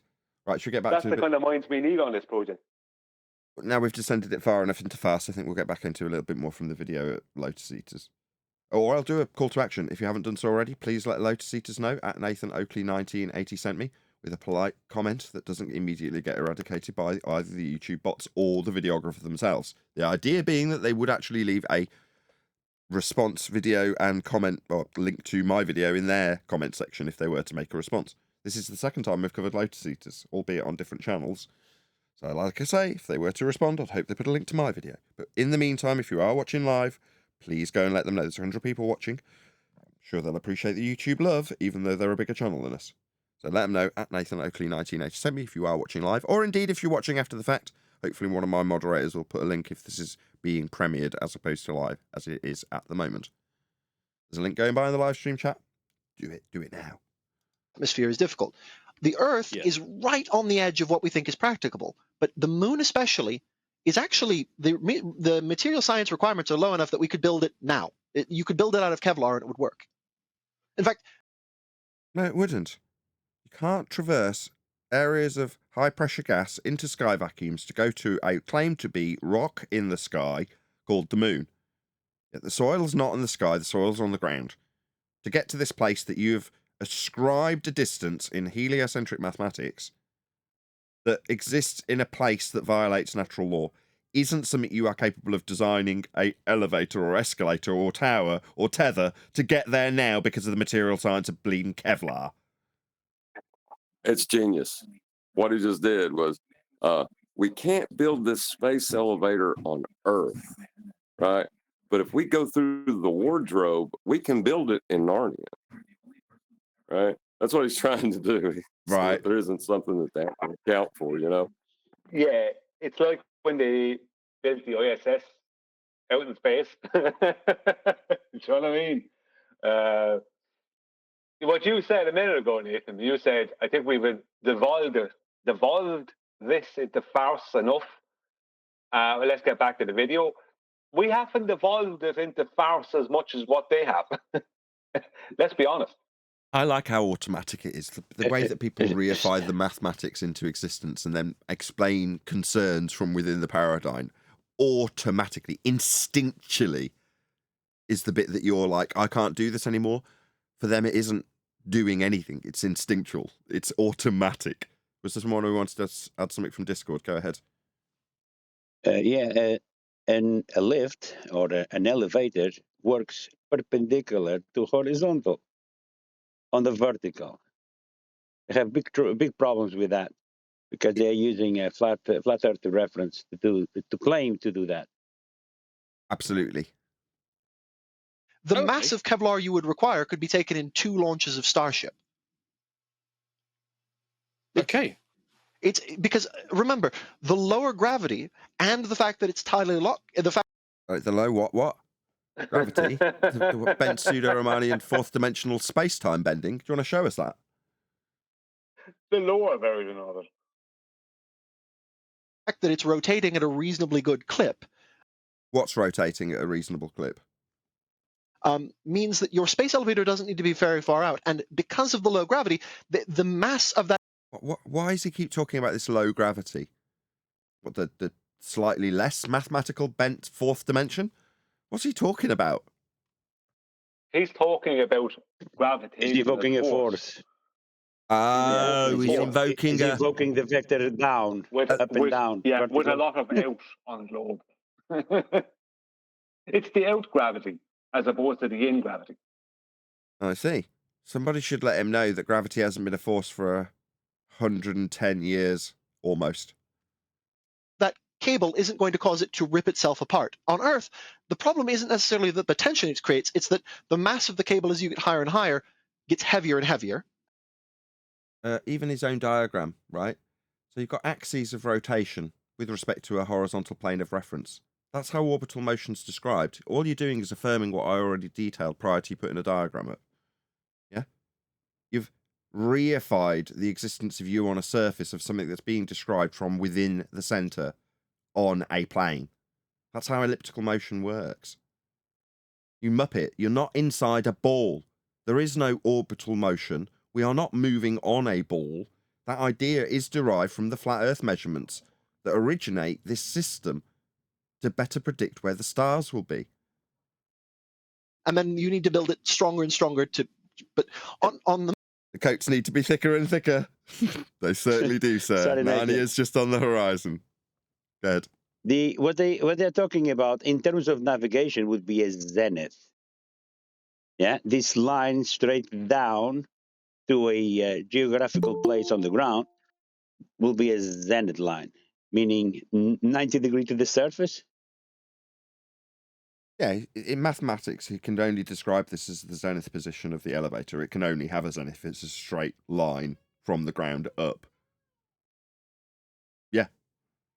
Mathematically, you need a flat plane to even describe this conceptually, to engineer it. The moon, we have the advantage that Kevlar, a material we can already make in pretty large quantities, is strong. I suggest that this will now veer into the materials as the talking point for the majority of the rest of the discussion. Strong enough to do it. So what's the huge? Take us through the huge advantages of space elevators. Then they let you skip more and more of the delta V. More and more of the delta V gets skipped, does it? Delta V. Green energy. Delta V. We spoke about the amount of delta V needed to get from low Earth orbit to the moon, which is about 4,000 meters per second. So you're basing this calculation on the distance that you've been given from heliocentric extrapolations based on Kepler and Huygens, then, to give you the calculatable velocity, distances, speeds, travel times, all of which is based on a derivation of flat Earth angle measurements, an inference of that circular radial value or circumferential value, before Brian corrects me, giving you a radial value, that you can transpose into sphericity from two-dimensionality with angle measurement of the origin of Polaris.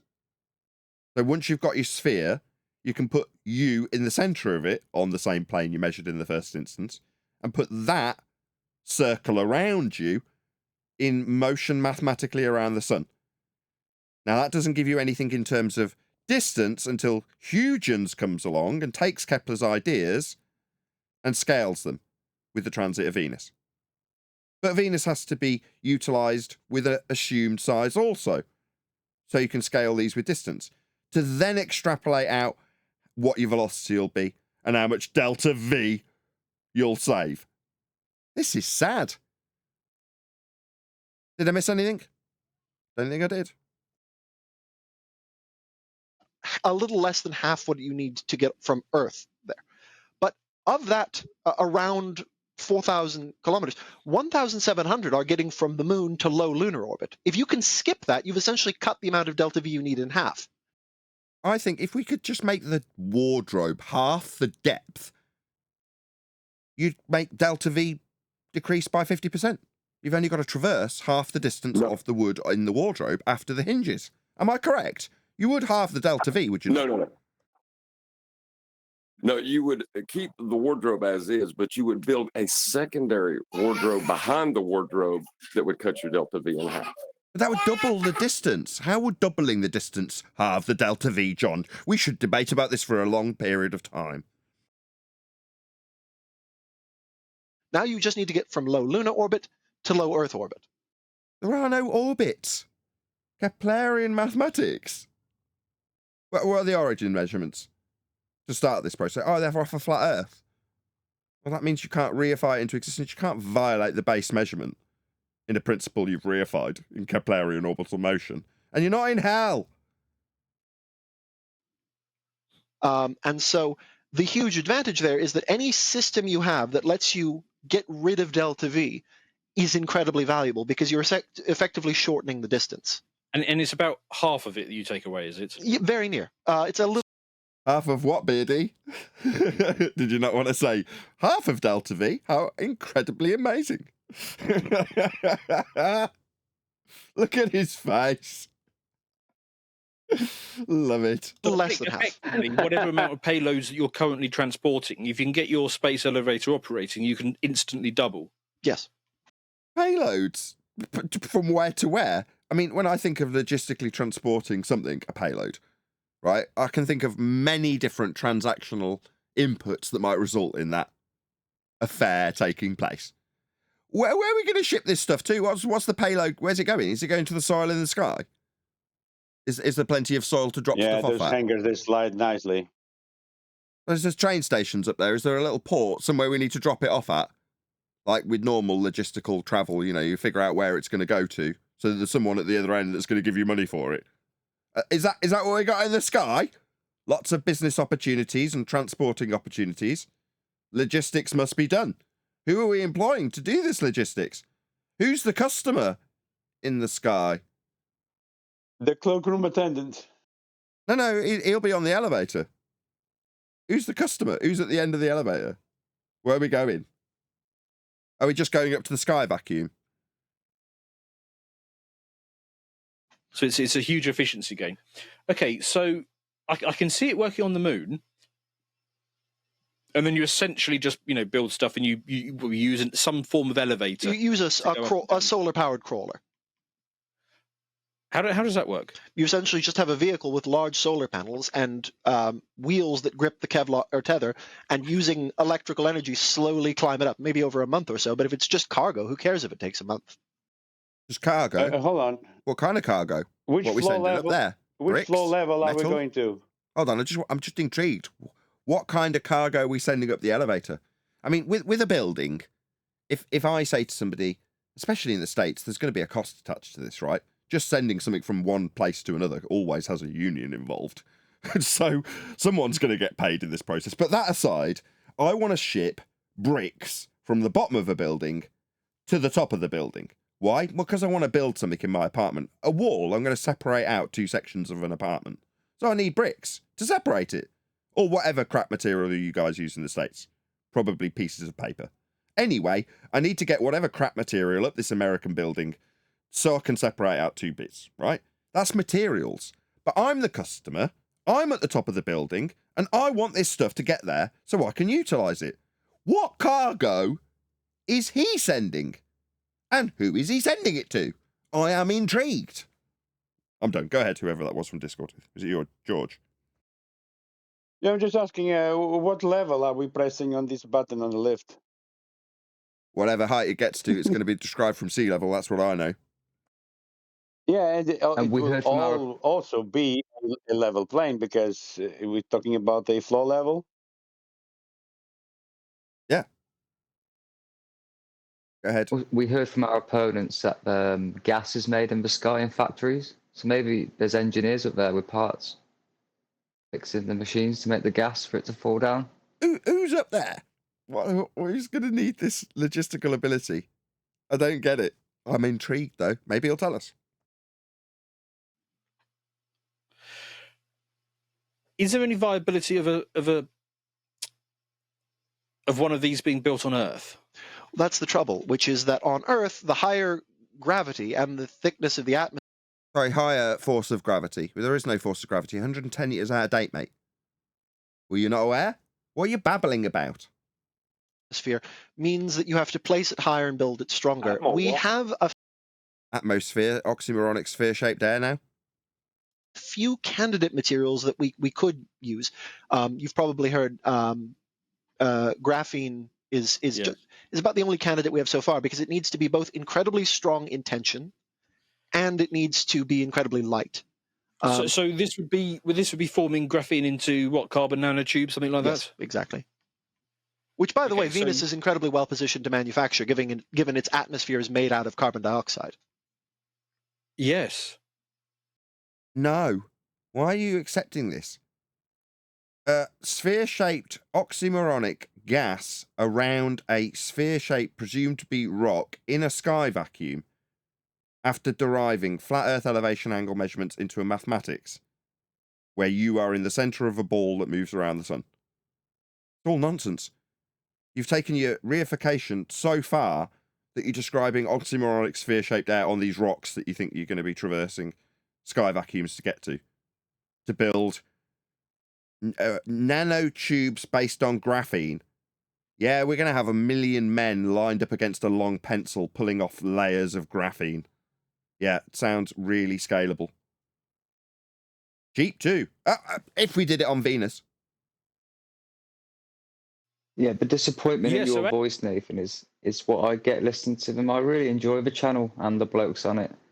But the heliocentrism has captured their imaginations to the point where it's now a hindrance on their development and on their content. So hopefully this is the 3rd time we've covered them now. You know, come on. Well, let's hope Sellotape get the contract to create all these nanotubes. I'm sure we could do it in the Lord of the Rings. I mean, Saturn. Well, actually, if we got graphene cracked, we solved that problem. We have solved that problem. You can extrapolate layers of graphene. It's just really time-consuming and expensive. Then that just makes Venus even more viable. Sorry, go ahead. If we create the graphene production factories on the moon, we can have this space elevator up and running from the moon to an orbital fixed position with respect to the moon in hours. It'd just be that fast. And we wouldn't need any pictures of it being built or nothing like that. It was not only a gas station, but because if we got graphene cracked, you'd probably build almost everything out of it. Exactly. And to say nothing of the fact that if you can harvest silicon from the surface of Venus, you can make essentially... So this is it. This is what it all boils down to, right? Materials in the sky. If we can, drill into the sky? No. You're talking about gathering up materials, resources from the sky. This is the biggest blag ever. The resources are down on the ground. All, without exception, Past experience has shown this. You will not mine the sky. Every polymer that we use in plastics, including acid-resistant polymers, the chemistry is actually pretty simple once you've done it. And so Yes. Venus is incredibly well positioned to not necessarily replace Earth, but supplement it in the production of those things which are complex enough. Now it's not only viable, it's now a potential replacement for the resources that we have only ever experienced. No, you're gambling on mining the sky, you dumbass. This is utterly absurd. Nathan? Go ahead. In other news, I'm in Narnia right now, where the graphene production facility is building the second wardrobe. We are almost a third of the way complete. Just to give you Obviously, production costs are much, much lower in Narnia. Yes, and with the bending of space-time, it's actually been 4 hours since I spoke to you about the graphene production facility that you just found out about us building. No, I appreciate that. I almost read your mind that the time dilation exploitation would be taken advantage of, and given that you've had 100 years to work on the graphene production, you know, they've all been layering up sellotape on these pencils and taking off layers of graphene, layering them up into nanotubes and building this space elevator. And then once you came back to tell me, you were young again and, you know, you got 100 years of fruitful work from cheap labour over in Narnia. Wonderful, that time dilation problem. Not even a problem. Not even an inconvenience, really. Which are both complex and low mass, which you would still, you'd rather make them in space, but which you can launch from Earth for a while. But Venus has clouds of sulfuric acid, so you can... Does it? Oh my God. More resources in the sky. I see. So we've got rocks, we've got silicon, we've got graphene production, we've got sulfuric acid rain. Amazing place, Venus. This light in the sky. Get it off of Venus for lower because of its lower mass, and if you're firing from the cloud city, your delta V is lower. It's nearer the center of the solar system, so it's closer to everywhere. Why has he got this picture of what looks like the place that Han Solo got taken by Lando Calrissian or whatever he's called? What was that place? The sky, like, world? Oh, it was like a sky city. Yeah. Yeah, that's what he's got. This is what he's claiming is Venus, like the Sky City from Star Wars, or Empire Strikes Back, or whichever one it's from. But that's what they think is coming down the line. This is what these people actually think this is going to happen. You know, and you think we're being satirical about it. They think that's a real. They actually think they're going through this wardrobe. Now you're getting it, Brian. Love it. Yeah. And it's got a huge amount of in-situ resources in the atmosphere and potentially on the surface. They called it right from the start. This is what this is all about. There's lots of resources in the freaking sky.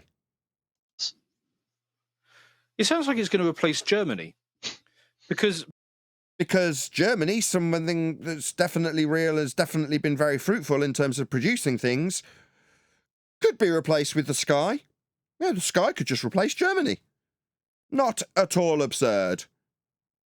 The fawns could replace the entire German population in Narnia. Not at all unreasonable. Unless the Nazis beat them to it and did back after the war. Don't call the White Witch a Nazi. She does not like that. Because Germany is close to everywhere. It has a huge, what used to have a huge... And the sky? Well, that's basically everywhere. Amazing. Lights all over it at night time.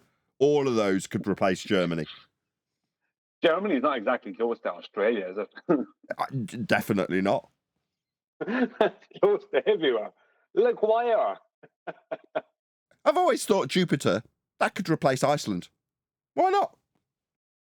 Yeah. Who needs it? Who needs Iceland when you have Jupiter? Wales? Nah. Why do you need Wales? We've got Mars. Don't need Wales no more. Mercury. Mercury just going to replace Ireland. Huge steel industry, chemicals industry, vehicles industry. All available on Venus. could replace it all. Toyota Venus. Just keep selling your ice to your Eskimos, lads. Just keep selling it.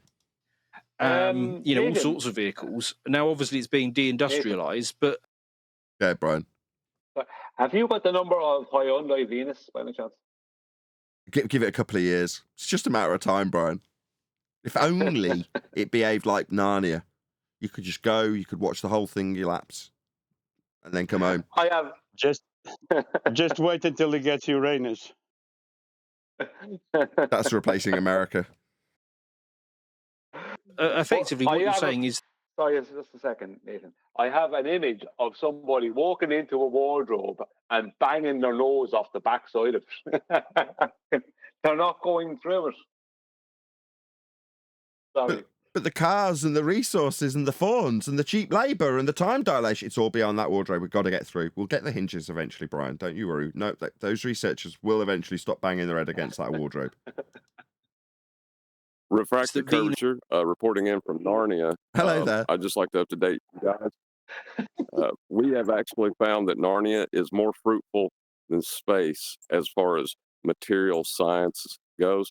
And we found graphene microtubes growing naturally in Narnia. No way.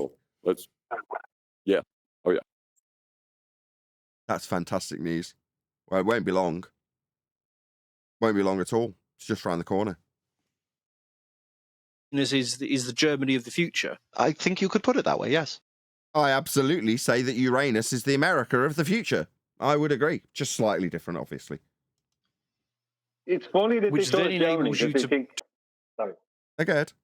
I just want to say it's political that they chose Germany because people will put up with it being Germany, us replacing Germany with Venus or Mercury or whatever, because Germans are always the evil guys in the movies years ago, and the Nazis were from Germany. You know, the Germans are always up to something. So yeah, we'll say Germany, no one's going to care. You know Saturn. That's their attitude. You know Saturn, that big fat planet, like huge, like obese planet. That could replace America. Just saying. To process the materials, like I say, on the asteroid belt, so that replaces Ukraine and Russia and China. You can, the whole new dynamic is opening up. So, and that's, I mean, when you do hear this crap, as much as we're making light of it, you do kind of want to shake them a little bit and go, hello, can you hear yourself? You're talking about replacing the fruitful, resource-laden places of this world based on a fantasy derived from measurements of a flat plane turned into orbital motion and a sky vacuum violating natural law where you think these rocks will have resources. And where are these rocks? In the sky. Some there that has literally never, ever, ever produced any resources beyond the air that we're breathing. Ever.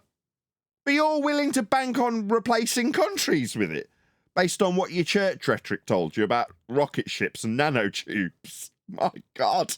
Listen to yourselves. Hello? That's why you call Mars a trap, because superficially it looks more attractive, but there's not an awful lot going. You're a sexy looking mofo right there, Mars. Oh, you tell me you didn't so. It does look very attractive. But when you get to know her, she's not so good. Ah, don't be like that. Well, it is what it is. She's not a trad wife. Mars. Anyway. Going on. Is that what you're getting at? Yes. Because if you go mining for heavy metals, well, why not just do that in the bloody asteroid belt? Well, yeah, exactly. If you're gonna mine in Narnia, why Narnia mine in the bit that's all snowy? Just mine near Aslan. It's much softer ground. I mean, obviously, why would we mine in the bloody bit that's all iced over? It's just new. It's just stupid. It's not exactly that much more difficult to go 400 yards in the other direction. And it's a completely different season. I mean, these people, have they got no brains? Well, Mars not only is a trap for a lot of reasons. First of all, it looks like it should be the simplest to colonize. It's a terrestrial planet, doesn't have a thick atmosphere. It doesn't have a thick sphere-shaped air not dispersing into the sky vacuum, right? Oh, what a load of old nonsense. Right, I'm going to round out this live show. Any last remarks? Is there any updates from Narnia? I don't know. Over to our Narnia correspondent, Refracted Mr. Curvature. Shelton?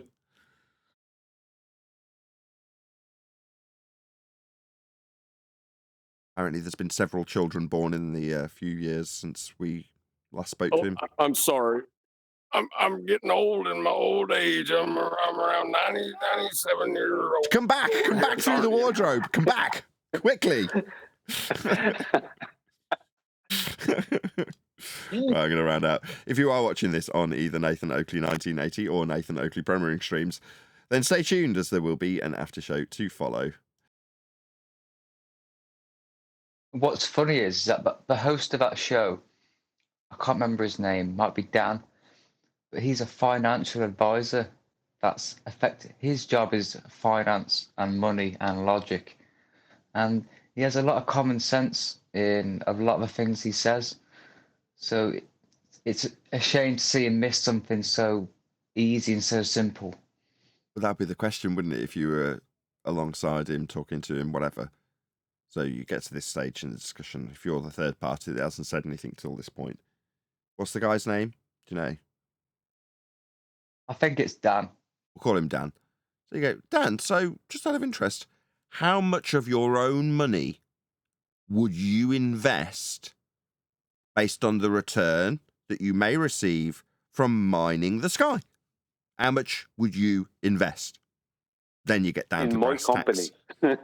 In my Venus mining company / nanotube building technology company. There's definitely going to be... I mean, I suggest to you at this stage, given you've just said it, that what I have to offer in the sky could replace the whole of Germany. How much will you give me? Yeah. I will offer you a 4% return on investment. I mean, it's going to be billions, that 4%. You know what? If that would be a question worth leaving in the comments form. That's a question. I think, Nathan, because it's your question and you're responding to him, you should go to his video now and go to his comment section and comment that to him. How much will you be investing? Or how much would you suggest I invest personally? And how much do you think the rate of return would be on investment based on mining the sky? I mean, this sounds fantastic given you're a financial advisor. When you said this could replace Germany, I was all in. How much shall I invest? Give me the advice. Yeah, exactly. But I think how much should we? How much would you invest? I'll match you pound for pound. Yeah, well, ask him. I reckon just ask him how much would he invest, because you want to know that he would invest in it personally before you would ever consider. Don't just be honest. Just ask him how much. Your original question: how much would you invest in this scheme? Because that would be something worth hearing. You should do that. You should go down there and do it. How much would you invest? I definitely advise people listening do that.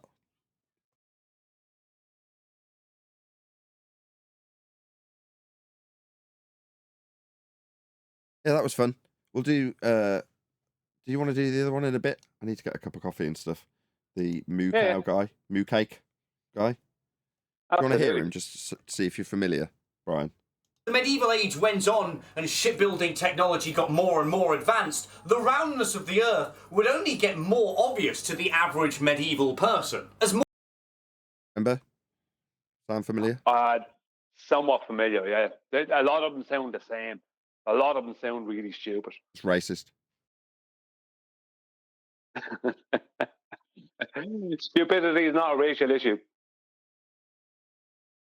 It's actually the most non-racial issue because it spans all races. There's idiots everywhere. I know, I've been around. Been around a lot of idiots, eh?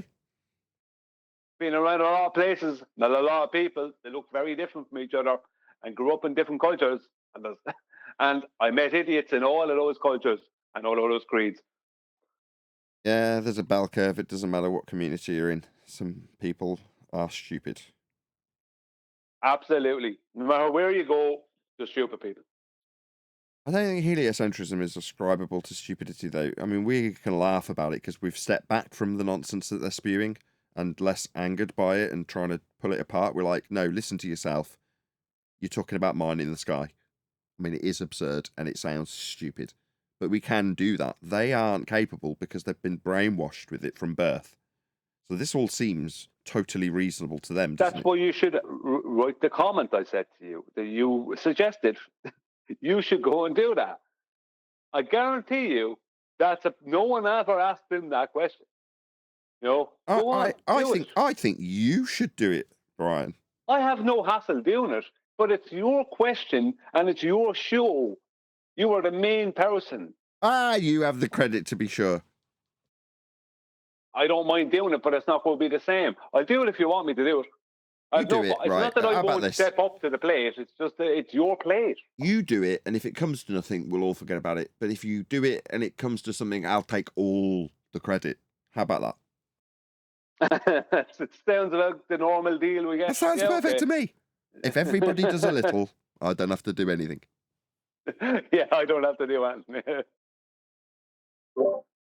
Ryan, check out the comment that I just put in a Skype from one of the Globers that responded to the video. 1 second. It has to be. It must be, yeah. He mentions Brian. I'll read it. One of Nathan's globe-believing followers left a comment here. It is at Mark Beltram. I can't even say that. It's got a number 6 in it. Okay, 2 minutes ago. A flat earth grifter called Nathan Slappy Oakley is gaslighting a bunch of largely unemployed, poorly educated, using this video to lie about flat earth. That's a terrible sentence. He coined a bunch of idiotic terms which his hard of thinking fans repeat as if it's actually scientific. No, we tend to take apart other people's claims based on their lack of science, so that's definitely not true. Already he's into lying about us. Okay, fine. I continue. All of it's 100% nonsensical gibberish, e.g. space is fake because on Earth the atmosphere would disappear due to entropy, ?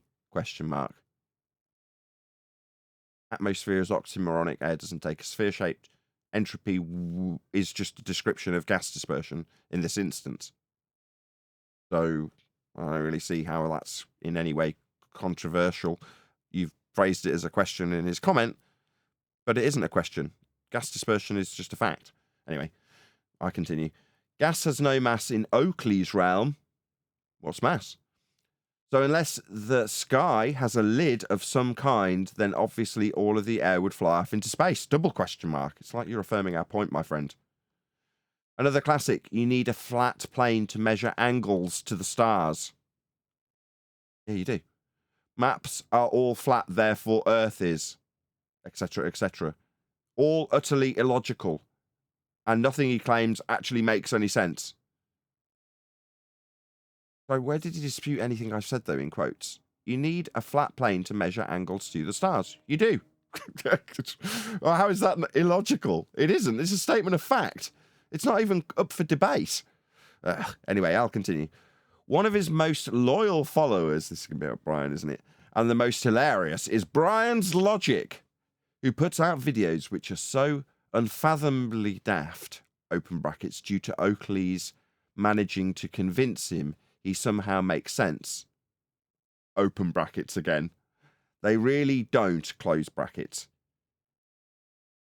this have 2 sets of brackets? He's closed the first set, but not the second set, but okay. That he's now spending every day backing up Oakley's drivel, and it's 100% convinced his master is some kind of genius, full stop. No closing of the brackets he originally opened. Okay.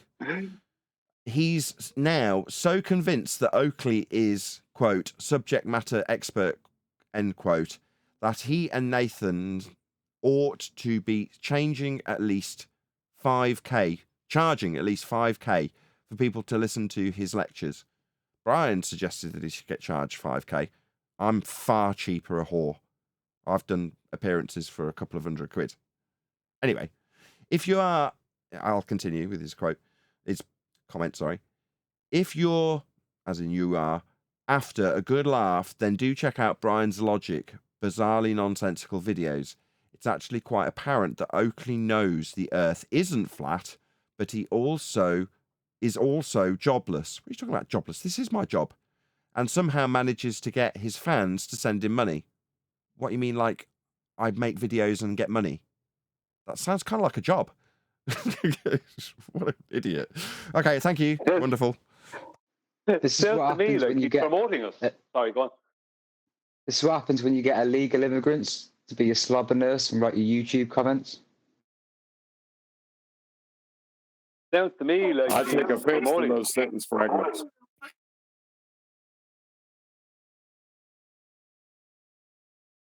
What normally happens is their hate actually promotes our channel.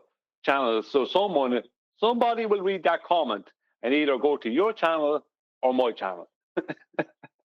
I mean, that's what'll happen. And eventually they check out both. You know what I mean? Whether they're fans or aggressors or whatever, they will go there. You know, so that comment is going to promote. You're my master, and I just take whatever you say is just gospel, and I'm just an absolute lackey.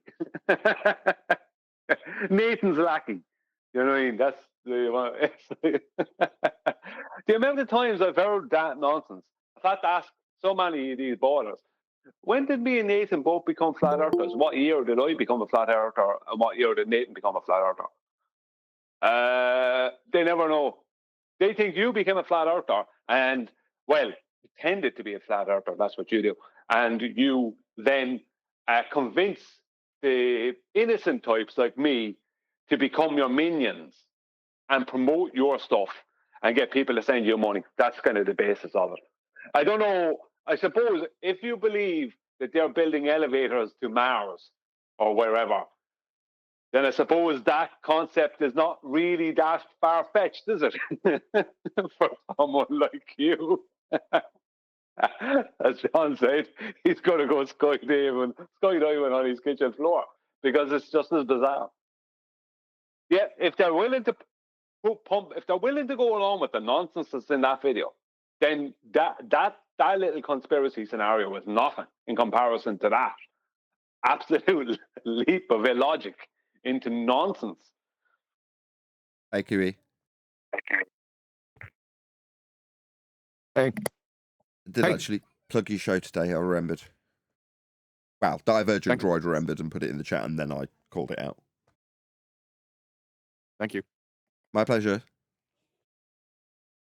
You're welcome. It was all Brian.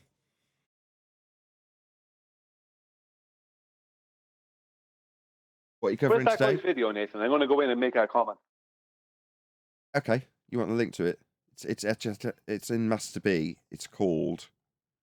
Here's the name. I'll find it. So many reasons to do it is what it says in the thumbnail. Let's build a space elevator. Okay, I'll have a look down now. And I am the official Narnia correspondent. I just want to play to the comment we just read out. Just let him know at Nathan Oakley 1980 sent you, Brian. Yeah, I will, yeah. After you refusing to make the comment. Can you kiss my ring before you leave, please? Thank you.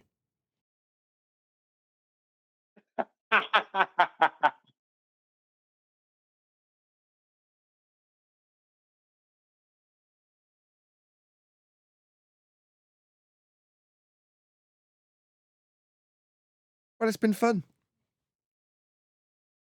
Look forward to doing it all again tomorrow. Did you hear any of that, QE? Or are you only, is it a bit early for you? Nah, I just woke up. It's a new notch. John was right when John said they've brought it up a notch. The globe crazy. They've gone up a notch. I hear you were debating on X, QE. It wasn't debating. I was correcting. How did you manage to make your way there? I've literally only heard about this in the last 2 or 3 days, and then over the weekend I get reports. Oh yeah, Kiwi was debating on X. I'm like, oh, okay. At least you're the trailblazer. Not a trailblazer. I got X a few months ago, so I keep track of fantasy football news.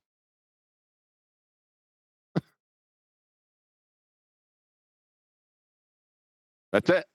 And then I just screened out everything, and then I seen Miggy's channel. I said, okay, I'll choose that. And sometimes when I go in, I'm not in there all the time. I'll pop in just to check out some news, and I seen Miggy's right at the top. So I said, I'll go in for a little bit. Fair enough.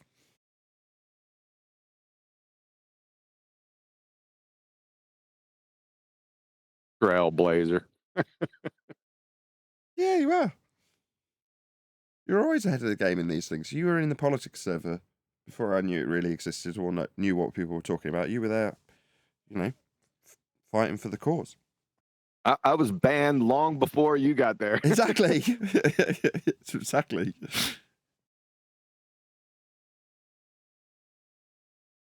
So you was through with it before he knew what to do with it. Yeah, exactly.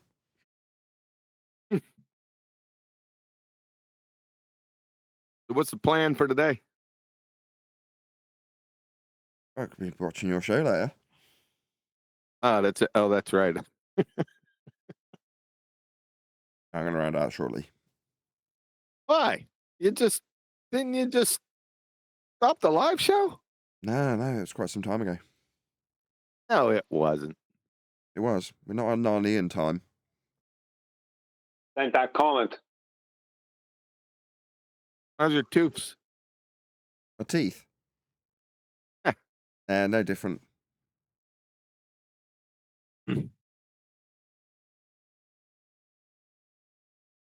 Hopefully it'll get better, I guess. What's the quality of your health care over there? Exceptional. Very good. And then what's the problem? Easily the best in the world. Then what's the damn problem? Good question. Wrote that comment. You get to choose your providers? You know what I mean? Or do they just assign you? In dentistry, you do. In general medicine, you don't. You can also go private in general medicine. So there is a general standard of healthcare that everybody receives without exception. It doesn't matter who you are, where you're from. If you're in England and you get injured, you go into hospital and it will be sorted at no cost. If it's sortable. They can't solve death. What's that comment? What comment? Oh, you posted that comment? Okay. In about 36 hours. Again? In roughly 36 hours. Yeah, if you've got a broken arm, they will sort it immediately. They'll pick you up within 3 minutes in the ambulance and dump you off at A&E, and 36 hours later, you might get your arm set. Best in the world. Really? That can be the case, yes. Because there's no limitations, then people will frequently go to A&E because they've got the sniffles, and therefore there's going to be a queue. There's no cost implication, is there? So anybody who wants anything sorting will just go in. I've waited 5 hours to have my thumb lanced. Yeah. Wow. If I'd have known, I'd done it myself in the shed. Why does Brian keep saying comment? Because he's made that comment on the video, right? So Brian's gone and asked him, would you invest in space if we can mine it? Or words to that effect. Go ahead, Brian. Do you want me to read out the comment? 1 second. Yeah, yes, please. Oh, yes. Yeah, well, he said 1 second. So let me say, how much does it cost to have a baby over there? Are you considering coming over to the UK? Going over to the UK to have some baby? Yeah, he's going to have a baby with somebody over in the UK. May as well. Start a franchise. For the free 99, if that's what's happening over there. What's the father's name?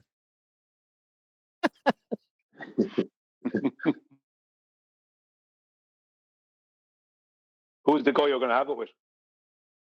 Exactly. Are you saying how much does it cost to have a baby? I don't remember being charged for any of them. Oh, that's interesting. What, to buy one or to give birth? There's a dinner, there's a hotel. Costs thousands of dollars to have one.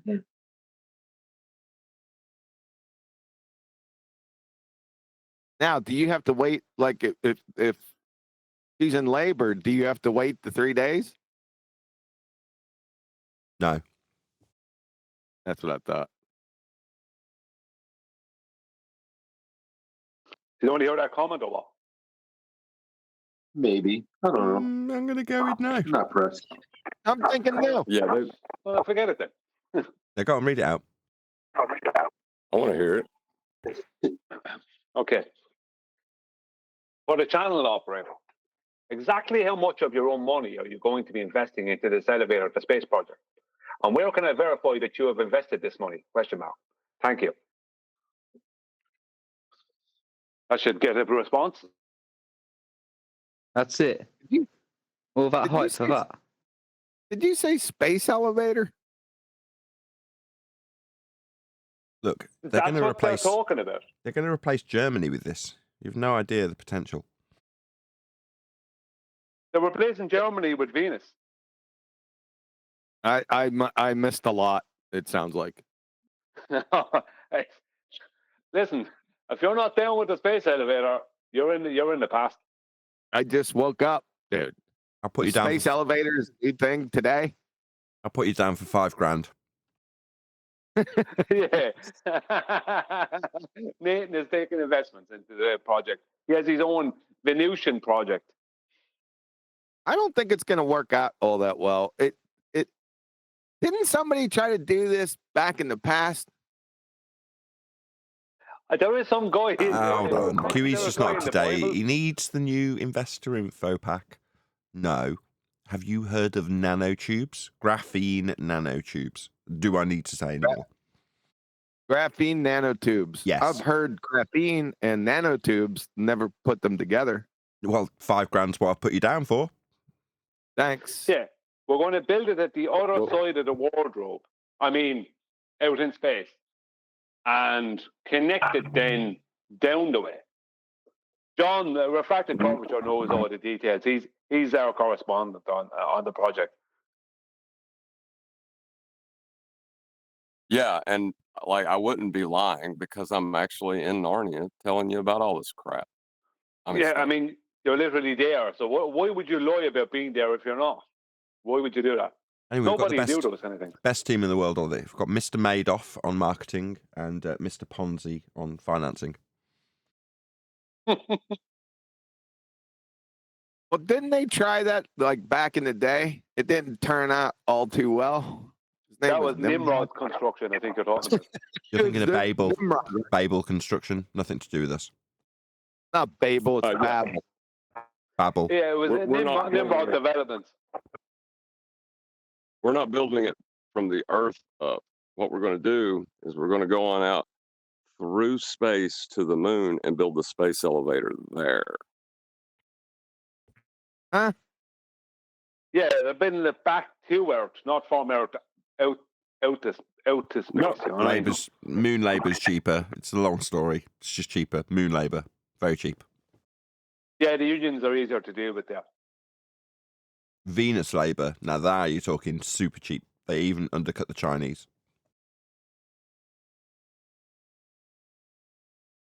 Y'all on shrooms today? Heliocentric Might as well shrooms, be. yes. Never mix shrooms and penicillin. You don't want a space elevator? No. About a space monorail. Not going to happen. Kind of interest is you in that- these shiny moon rocks. Are you talking Sorry. Are you talking outer space or space elevator? Heliocentric aerospace. You telling us it's not going to happen. I mean, well, what's that about? Yeah. Do you think that we think that it was? Or Yes. Go on, Eli.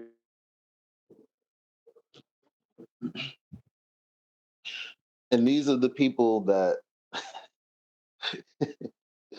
are running around supporting. There's so much support for them, and then they go around saying that Oakley is a scammer. Isn't that what he's talking about? Wasn't we just listening to a video or something? Try that again in English. Use your words this time. No, I confused it because he told you to get a job, but your job is YouTube. So never mind. Well, I put it this way. There's more chance of finding Ranty's drone now than there is of that space elevator being built.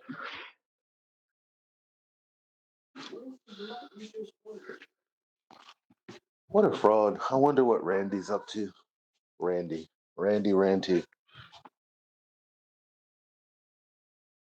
I'm too Picking busy. up cans alongside of the road. I'm too Super busy. hot. Too busy thinking about Mars. Mars. Let's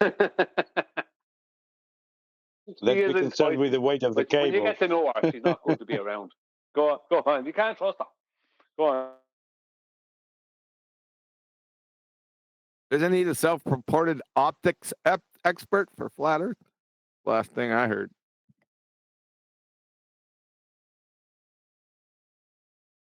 No, I think you're thinking of dermatology. Makes perfect sense.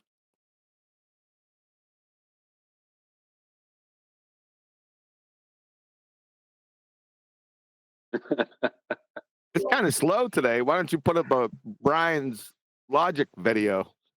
Oh, it's So if Cosmo. there's still time enough to show, fellas, there's a short TikTok video from the Apocryphon shared. It's in the Master B. It might be worth a review if there's still time. What about we could keep reviewing the video we were reviewing yesterday if you wanted. Oh. The Witcher video. Okay, so here's the thing. That shit doesn't get old at all. If the Earth were flat, we'd have some serious issues. One of these issues is we'd have to throw away objective reality. It's just gone, right? It just has to be. Geometry It's maddening. demonstrates that we'd have to just throw it away and never look back. So here's the issue on screen at the moment. The equatorial circumference is 24,901 miles, which actually works out pretty awesome for a sphere with a radius of 3959, right? Just No shit, Sherlock. It's the radius of the circumference. What? I know that a voice. bozo.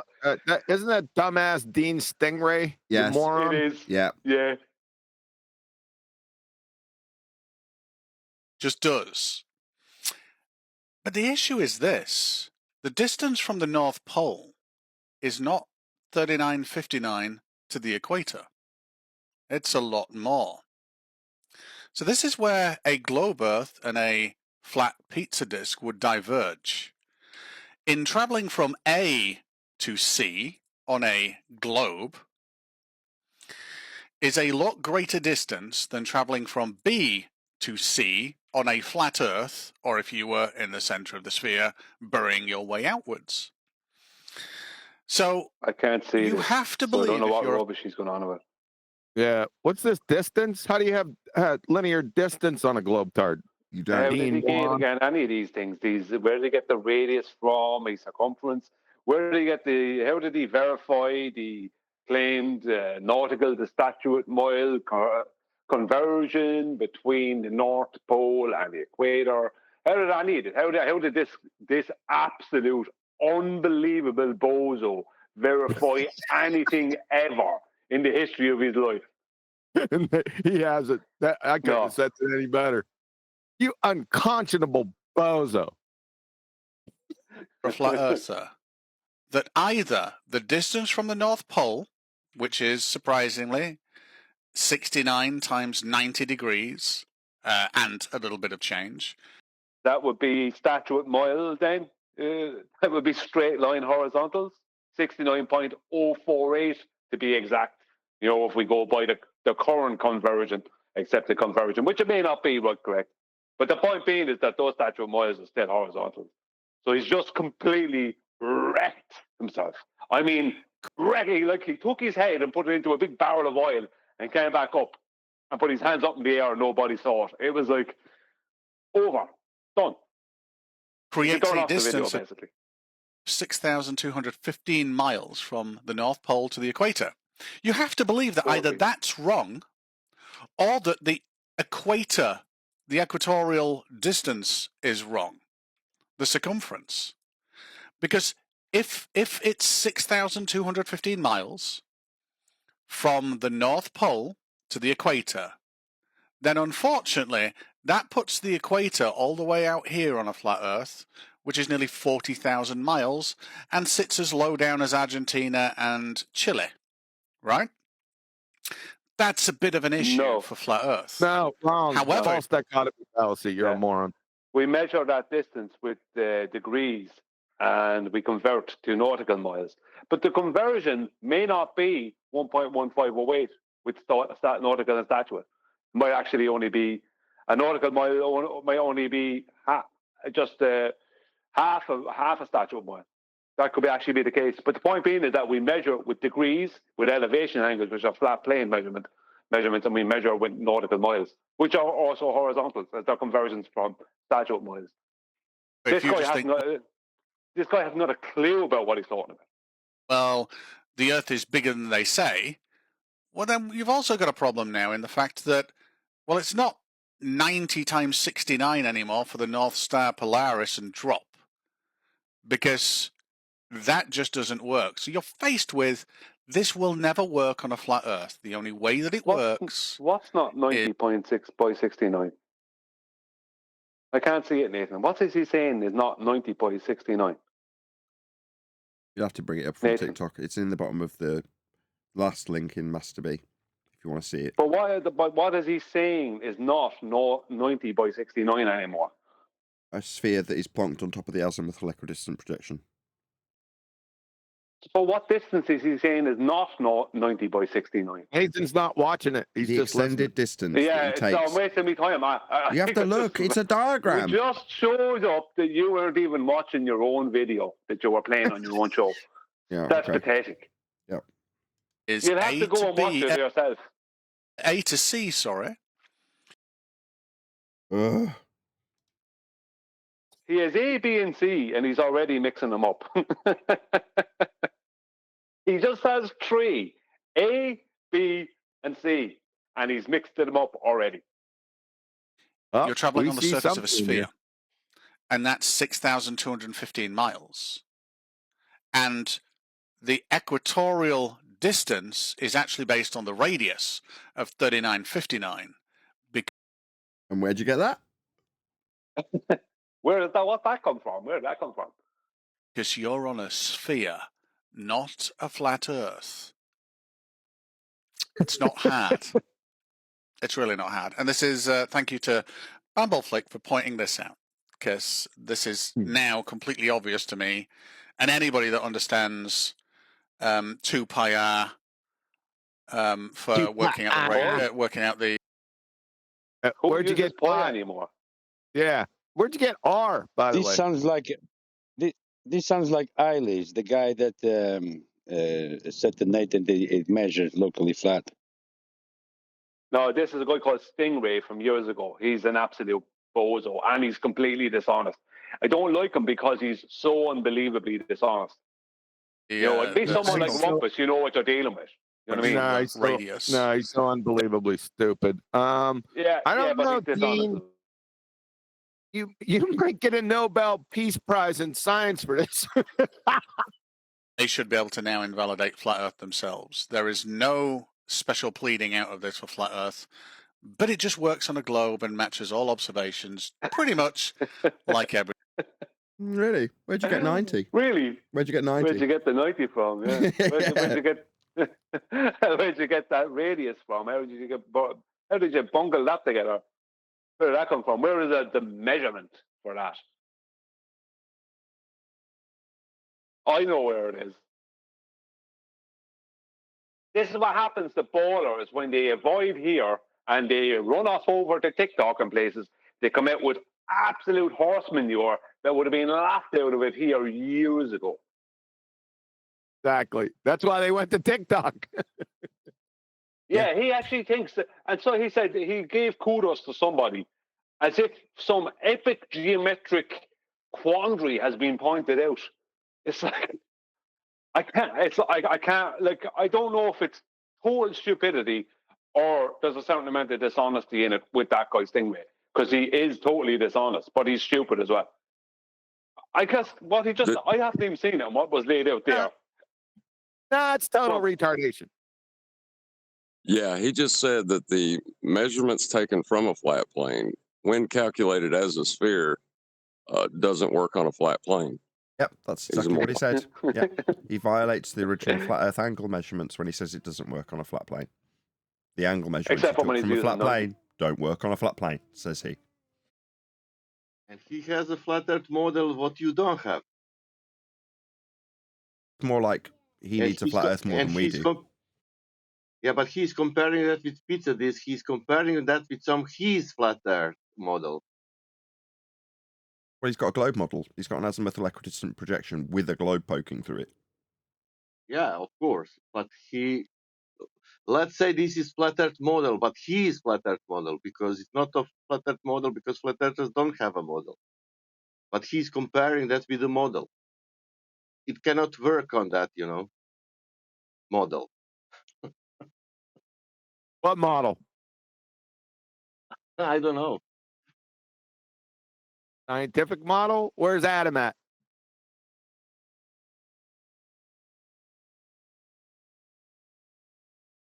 Clearly not around. Yes, he is. He's in here. He's probably Googling himself. He's talking to his AI mistress. Yeah. We used to call it Google. I heard you. Shut up, Adam. Shut up, Adam. Shut up, Adam.